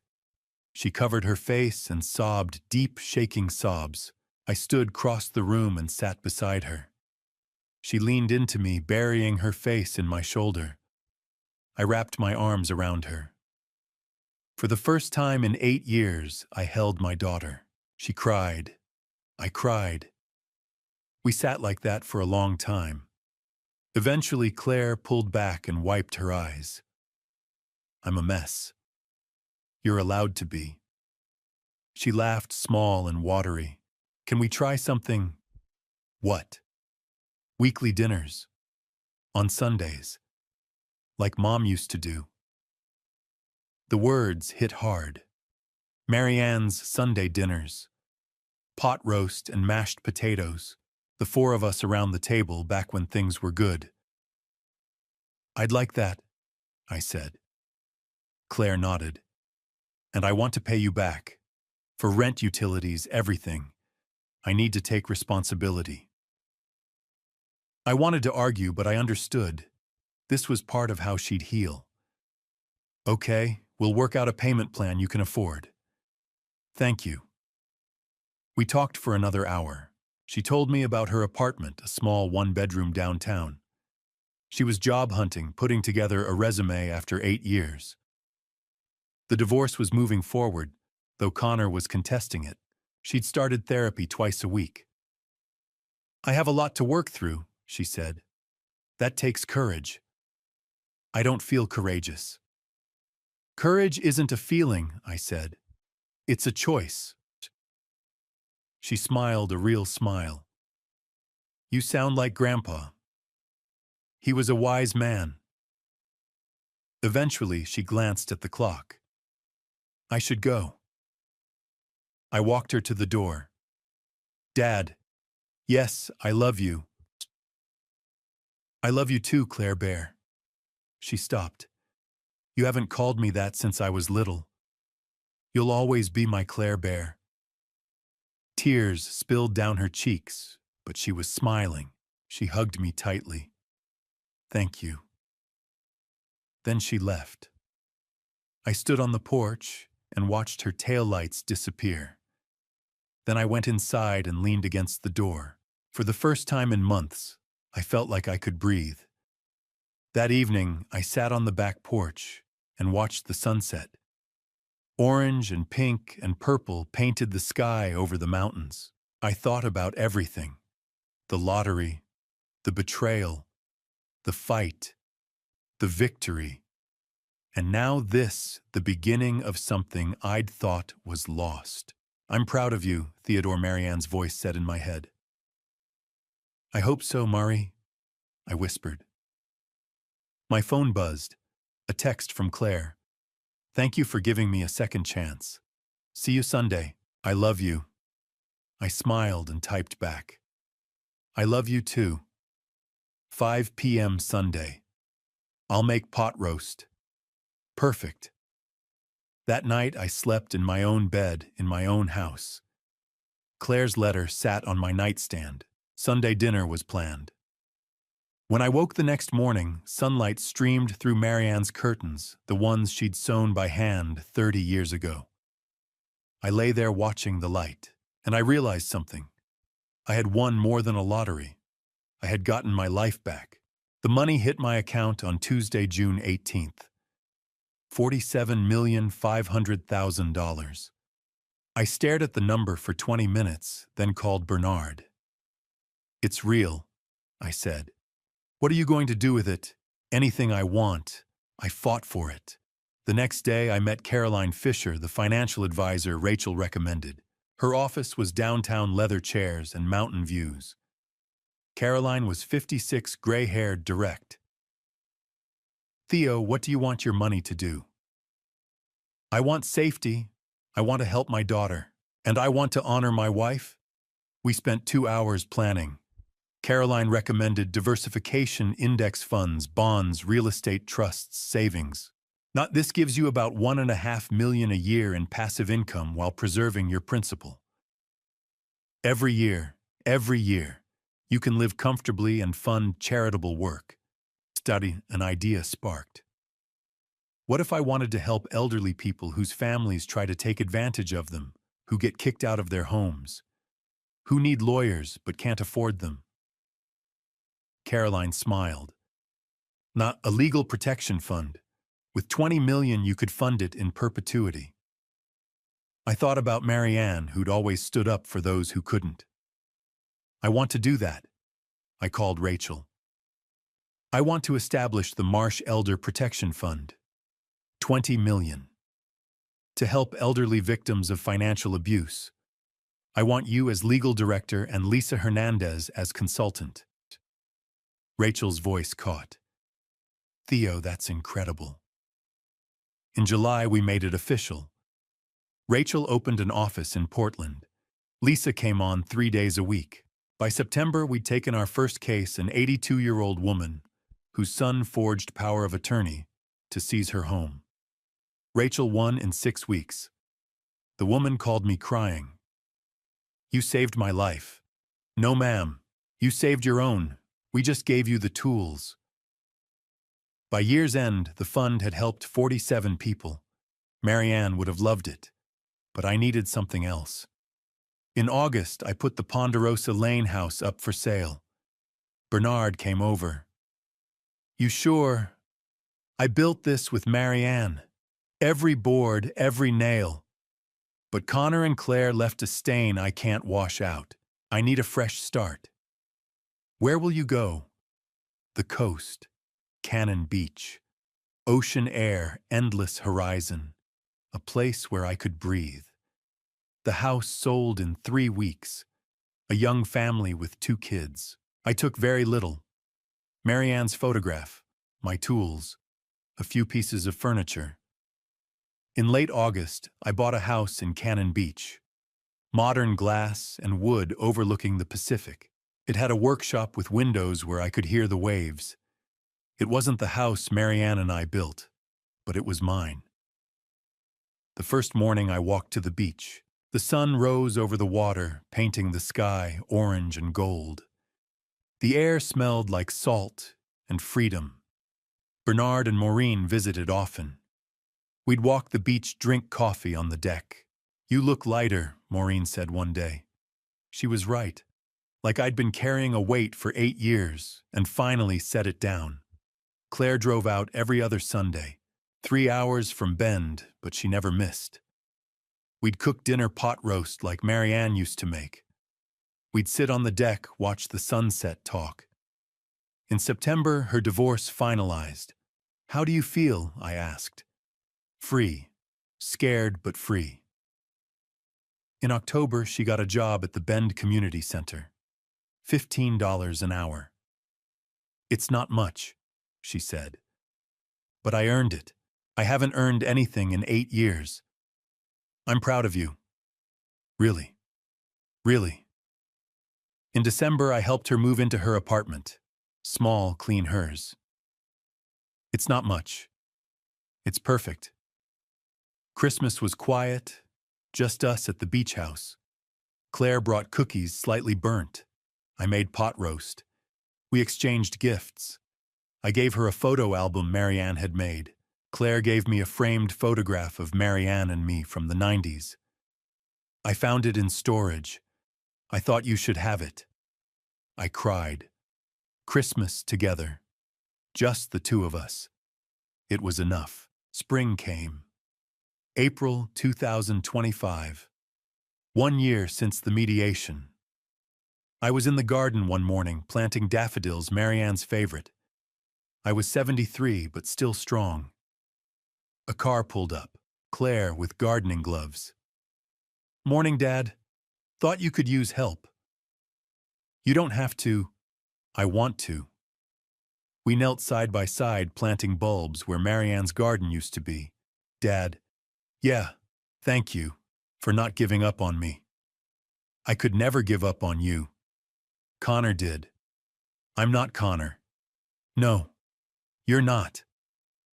We finished, stood, brushed dirt off our knees. "When will they bloom?" "Late spring, maybe May." "Mom would love this." She would. We sat on the deck steps, morning sun warmed the ocean stretching before us. I looked around, the house I'd bought, my daughter beside me, the garden I was planting, the life I'd fought to reclaim. "I used to think a house was just walls and a roof," I said. "Boards and nails, things I could measure." Claire listened. "But it's not. A house is memories, the people who filled it, your mother's laugh, your first steps, the fights, the forgiveness, the love. Is that why you fought so hard?" "I fought because letting Connor take it would mean admitting none of it mattered. that 36 years with your mother could be erased by greed. I didn't fight for money. I fought for meaning. Claire leaned her head on my shoulder. You won, Dad. We both did. I sat there, the Pacific stretching to the horizon. The lottery ticket, the betrayal, the battle, the victory, the fund helping 47 people. Claire free and healing. Marianne's memory honored.